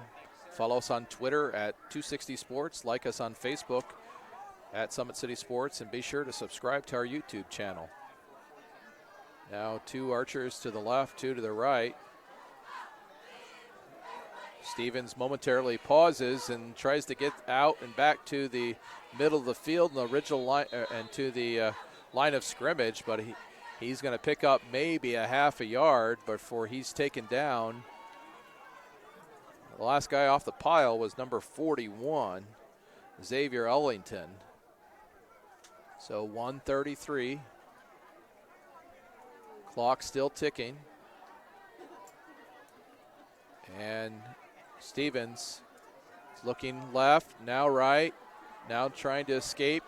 Now he's going to pick it up and throw it. Oh my. Looked like he might have been able to get the first down, but he ends up throwing it. And number 6, Camry Greer, 5'10", 170-pound cornerback, he nearly picked that off with one hand. That would have been an amazing play. But it's now going to be 4th down. The Archers don't have any other choice. Empty backfield this time. 3 receivers to the far side, 2 to the near side. Stevens, quick throw to Omar Jackson. He's going to get the first down. He just went to the yard marker and caught it and sat down. And so clock still ticking. 1:02 left here in the ball game. Ball placed at the 49-yard line of the Archers. Empty backfield again. 2 receivers to the right side. Olds goes into motion. Fake handoff. Now going deep. Intended for Merritt. Merritt already has a touchdown on the evening. And it's gonna be overthrown.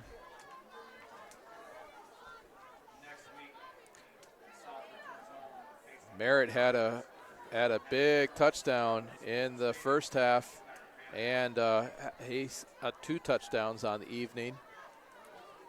Now once again empty backfield, 3 receivers to the far side. Olds again into motion, and Stevens trying to get out of there. He's going to lose the ball. And looks like the Archer, looked like the lineman, number 50, I believe. That's Kyle Caudell. Kyle is a sophomore, big dude. Seen him play Little League Baseball. And the Archers, I believe, are going to call their second timeout with 22.8 seconds. Some may question why a coach would want to call timeout with 22.8 seconds when you're down 41-20. You got to appreciate, if you're the Southside coach, to take every opportunity to make it a coaching moment. So we'll see what play they call. Stevens fumbled that ball, but Caudell was there to pick that, or to flop on that ball. So the Archers are going to have at least one more play. It's 3rd down and 11. Again, 22.8 seconds left here in the 4th quarter. We appreciate you tuning in tonight. Tell your friends and family to subscribe to YouTube on SummitCitySports.com. Omar Jackson, he's in as QB, and he starts to run there on the left-hand side, throws it out to Everett Merritt, but the ball is short, so it's going to be 4th down, 10.4 seconds left. So the Archers either get a first down or the game is most likely over. So Omar Jackson looking down deep, and he's going to throw it about as far as he can. Oh! The intended receiver, number 8, Julian Resendez, he was right there, but he missed it. And so now with 3 seconds left here in the game, Wayne will have the ball. So the Archers were in this game through the first 3 quarters, only down by 1 at one point, and yet have come up short, and they're going to go 0-5 on the season, facing Carroll next week at home, where Wayne is going to be 3-2, and they're going to, there is a penalty called against the Archers. Clock never even started, and looks like it's going to be a personal foul called against the Archers. And so with that, the official says wind the clock, and so that's going to be the end of the game. Again, with the Archers, with the Generals 41 and the Southside Archers 20. You've been watching SummitCitySports.com. Follow us on Twitter at 260 Sports. Like us on Facebook at Summit City Sports. Or be sure to subscribe to our YouTube channel, where we'll have the top 10 plays of the week. We'll see if one of the plays from this week's contest shows up on that special feature of SummitCitySports.com. My name is Michael Mortensen. I want to thank once again David Mortensen, our videographer, as well as Patrick Reif, who's also helped with video and stats. We thank you for tuning in, and we'll look forward to seeing you next week at an SAC football game along the way. With that, on behalf of our owner, Mr. Jeff Mahoney, we thank you for tuning in, and we wish you the best in this coming week. Good night, everybody.